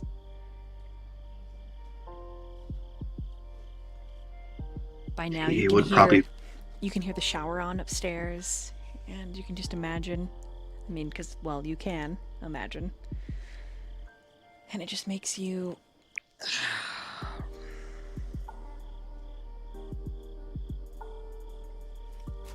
makes you sigh. Pinch the bridge of your nose. Scrub your hand down your face.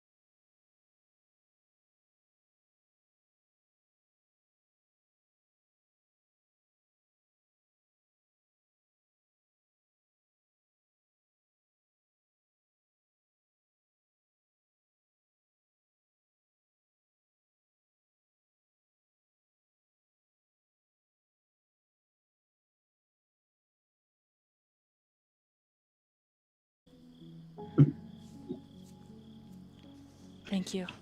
Sorry to break in.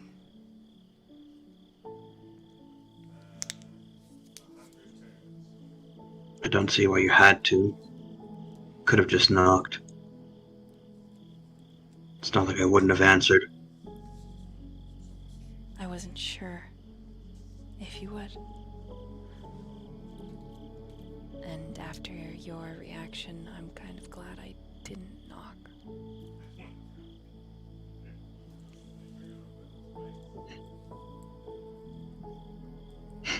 She stands there silently. The tension between you growing.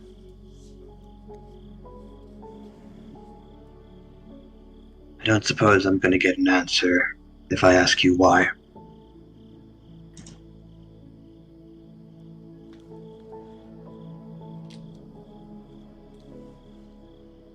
Why exactly you left me in the dark, wondering whether you were alive, dead, worse, some god-awful in-between. Not a single word.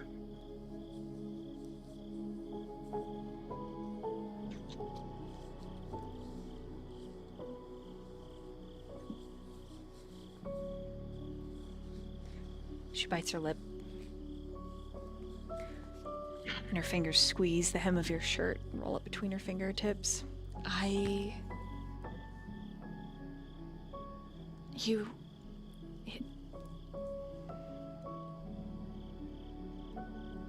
sorry.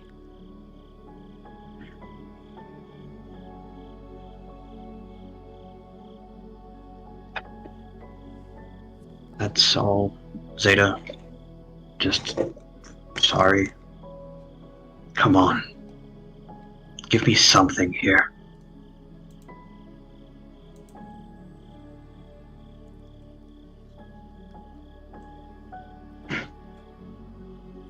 Something that I don't have to sit here and continue to wonder.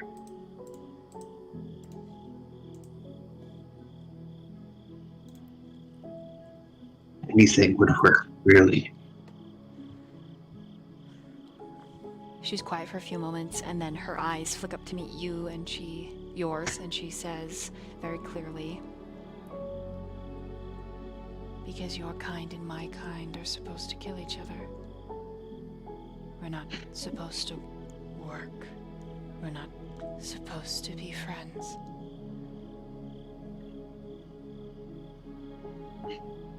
Well, I don't suppose if you realize this, but I don't exactly hold my kind in the greatest regard. So I don't really have a tendency to play by their rules.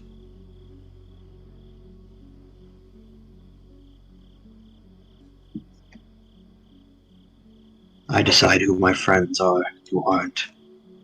Not them.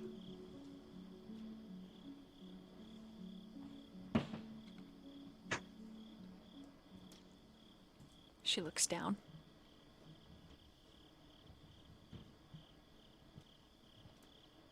Eventually, Daniel will set the pistol down. He has no use for it here. She's not a threat. And eventually, he will close the distance between them.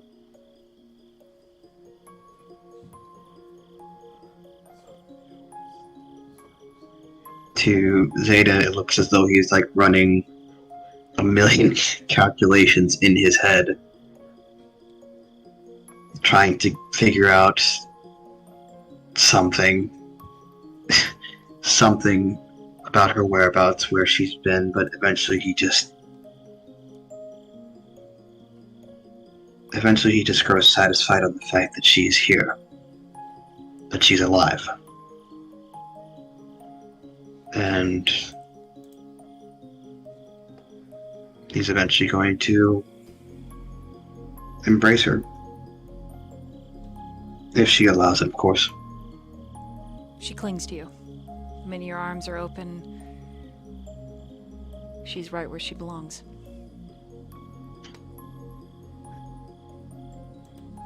And it's like millions of years and no time has passed at all.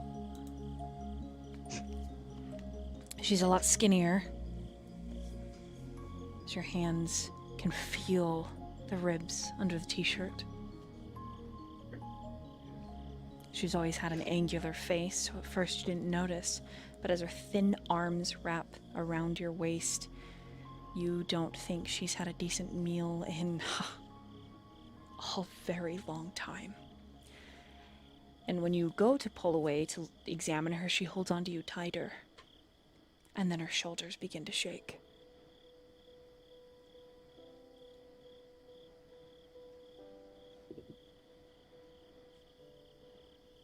Come on, Zeta. Talk to me here. You don't have to hold back. Not here.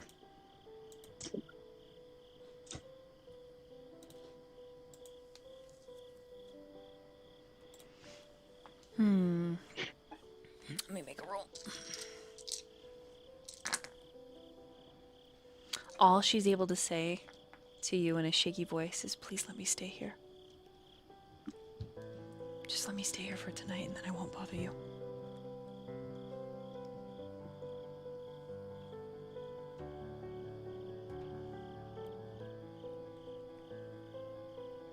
I think there's something you're failing to realize here, Zeta.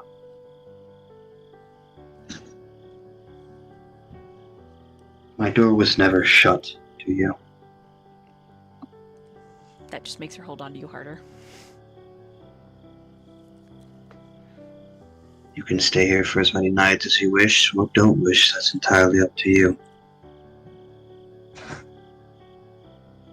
But my door will never be shut to you. Even if you decide to disappear again.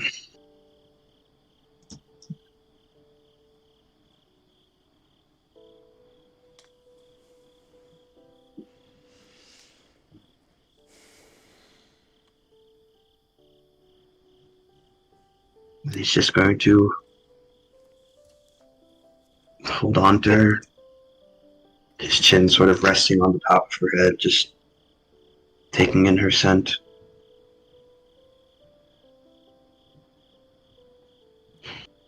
For as long as she really needs it.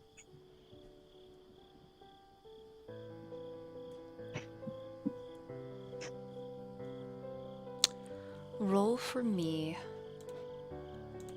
a charisma and a... Let me see. Hold on. A persuasion. Charisma and persuasion. Yeah. Yep. Okay. I will DM you very fast, because there is something that may add to the roll here. I want to make sure.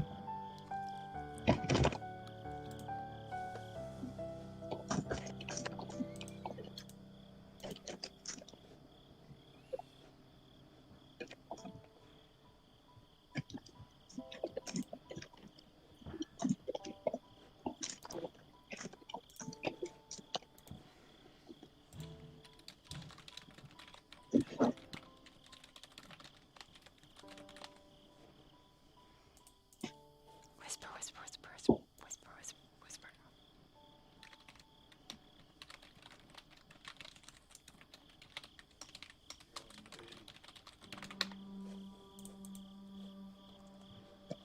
Gotcha, okay.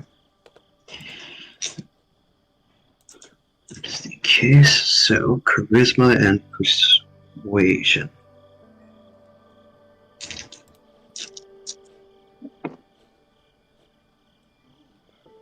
Wow. Okay. 2 critical successes, so 8.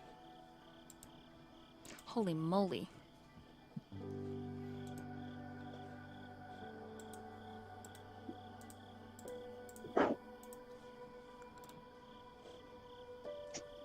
Okay, finally, after you've told her that your door will never be closed, she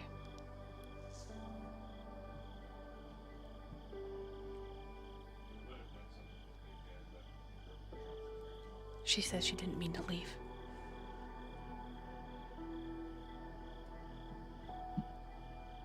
And she's sorry it took her so long to get back.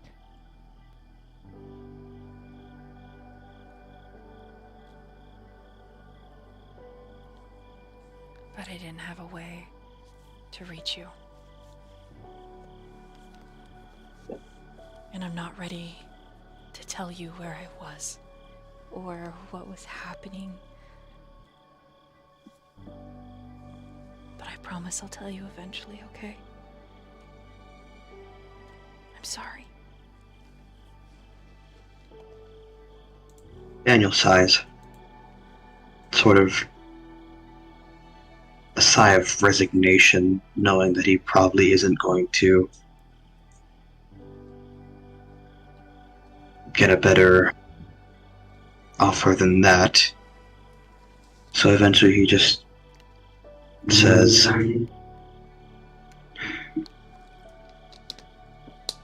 "What matters to me right now is that you're here. That you're here and that you're alive. Regardless of whatever you might have been through. You are here and you are alive and you're safe. That's what I care about right now."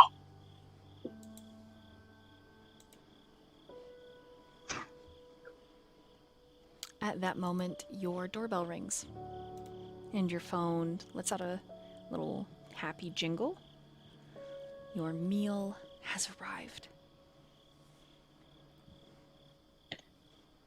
Perfect timing. Now let's say we get some food in you for once. She just nods. Okay.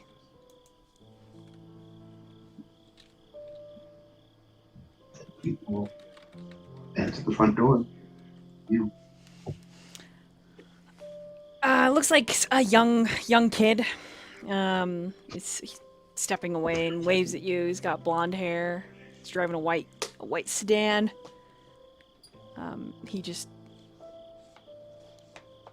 awkwardly is like, "Enjoy your meal." How fast did he bring it? I mean, probably 15 minutes. That's actually pretty fast He's for a probably delivery. probably speeding, or was probably already like getting food at the fast food place you ordered from. You know. Regardless, Daniel will wave to him in thanks, and he'll pull out the Dash Store app and leave an extra tip for the kid.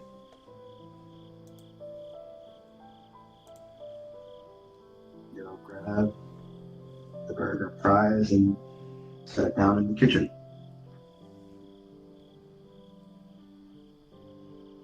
Okay. As you set the meal before her, you can. It's a lot like a husky, right? When they're staring at something that they really want, they kind of drool a little bit, and she actually. Sorry.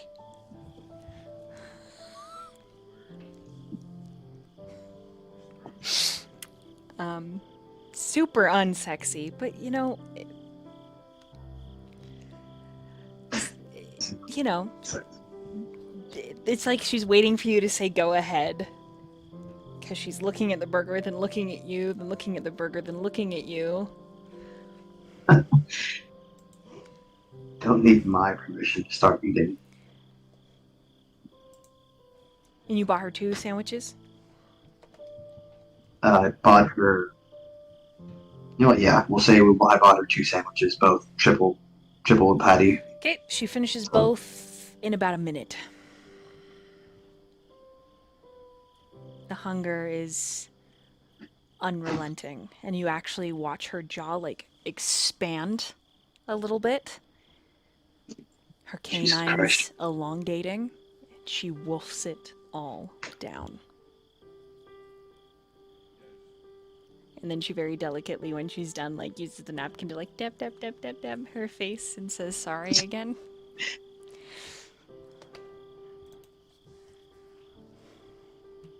You were that hungry, huh? I think I ate on Sunday. Last Sunday, or the Sunday before that, or 3 Sundays ago? Is today Tuesday or Wednesday? What's today's day, DM? It's Tuesday. It's Tuesday evening. It's Tuesday, Zeta. Oh. 2 days ago. With how skinny she looks, I don't know if Daniel would believe that. If she's as skinny as he felt praised her. Can I try to gauge her emotions there? See if she's trying to downplay it? Or do you want to just like roll like an intelligence and medicine? Up to you. I'll do that. I'll roll intelligence and medicine. All right, roll it.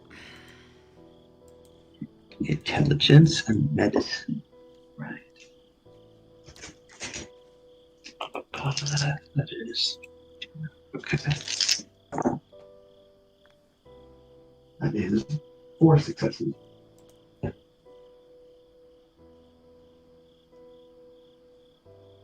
Okay. You can't help but like reach out to feel her wrist. You think if she's eaten Sunday, she definitely doesn't have regular meals. If she did eat, it probably wasn't nutritious, and it just makes you wonder where the hell she's been. She looks awful.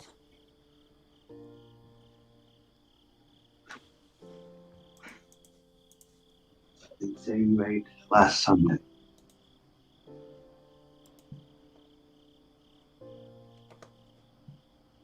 How exactly long has it been since before that last meal? I don't remember.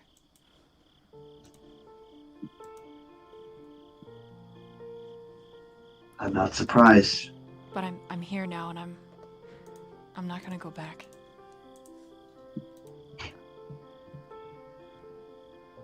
I'd certainly hope not. I need to Don't speak. think your body can. Go ahead, Doom. I need to talk to my father. Do I know Zeta's father? She's never introduced you to. In fact, she talks about her family as little as possible.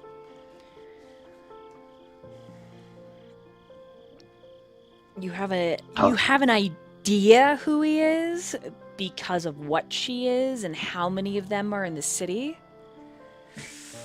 So you have a guess. But nothing concrete. Right. You don't have like a face to the name or a name to the face. Not yet, no.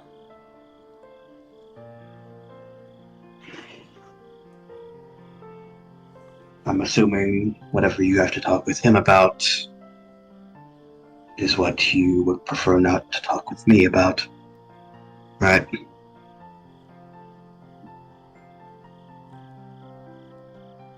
Can you drive me?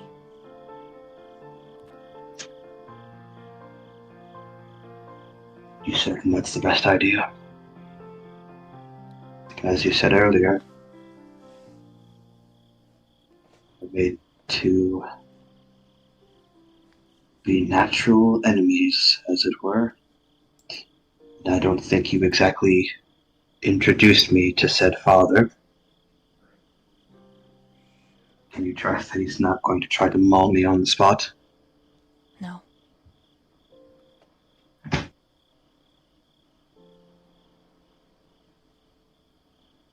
Unless you plan on having me drop you off a fair distance away.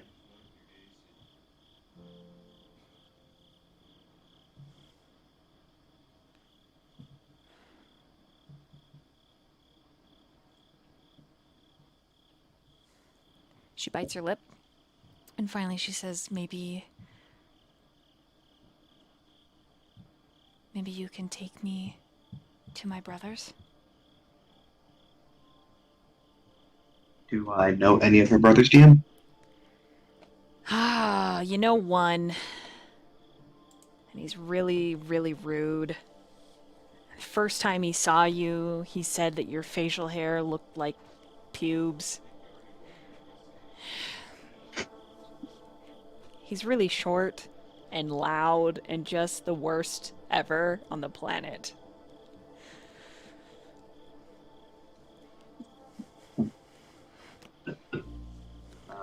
Daniel heads to Rachel's house.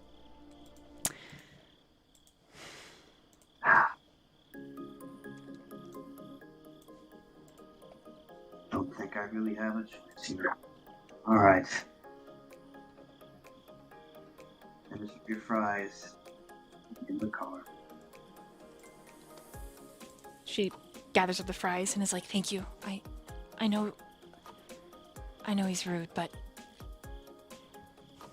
I'll tell him not to be." That's never stopped. That's never stopped him ever. In fact, it just makes it worse.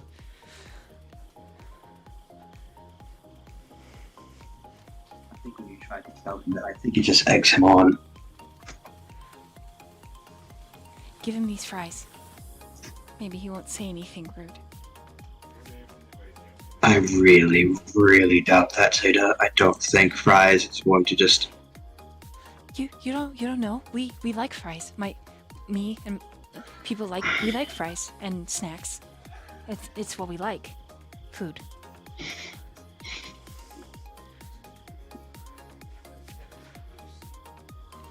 Fine, if you don't plan on eating them yourself. One of them is already empty. She takes 3 out of the pack that she gives back to you and eats those, but the rest you save. You climb into the car, and she doesn't have any possessions, so it's just her in your clothes with wet hair, getting into your passenger seats, and the two of you are off.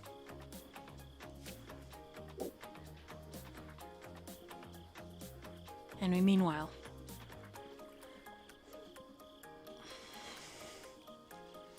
and this would be where we introduced Jilly, the Nosferatu. However, Jilly had a event accident that had to do with her kitty, so let's wish Jilly's player well in finding their cat that escaped. Good luck, Jilly.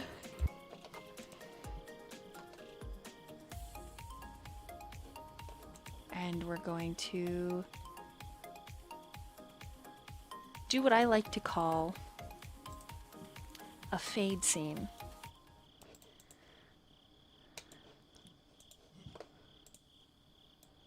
Where we slowly zoom out over the city.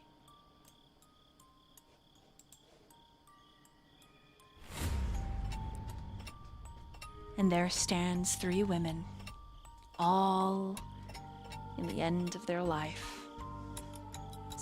One is hunched, but all of them are wrinkled. Hunch or not, they stand with assurance. With pride. And the center of them says, "Well, sisters, it looks as if this town will finally be ours." She begins to chuckle, which transforms into a cackle. And then all 3 of them, backlit by a wide, pale, empty moon, cackle like hags into the night.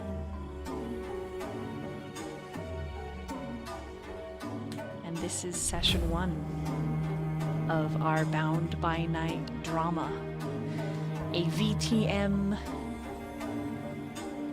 romance and drama. Ta-ta!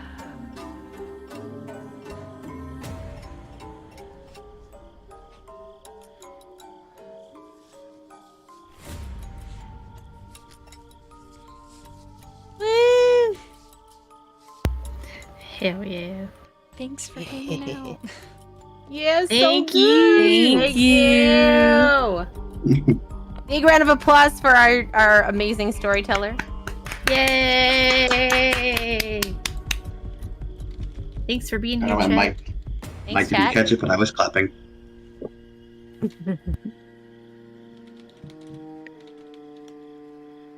Yay! Thank you guys. Aw, yeah. Thank you. Thank you. This And this session will be bi-weekly, right? You can catch this Yes. session again on the 27th of August. All of the episodes will be put up on my YouTube for your binging indulgement, with a lot of the long breaks cut out. And maybe even potentially a fun opener. We'll see. Meanwhile, join the Discord. Fill out my player queue if you're interested in having me as a DM or a storyteller for you. And feel free to message me. You guys are great. Thanks for being here, chat. Thanks for playing.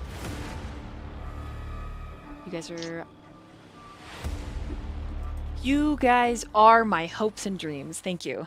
Thank you for supporting just a little old lady like myself trying to reach for her dreams. Thank you.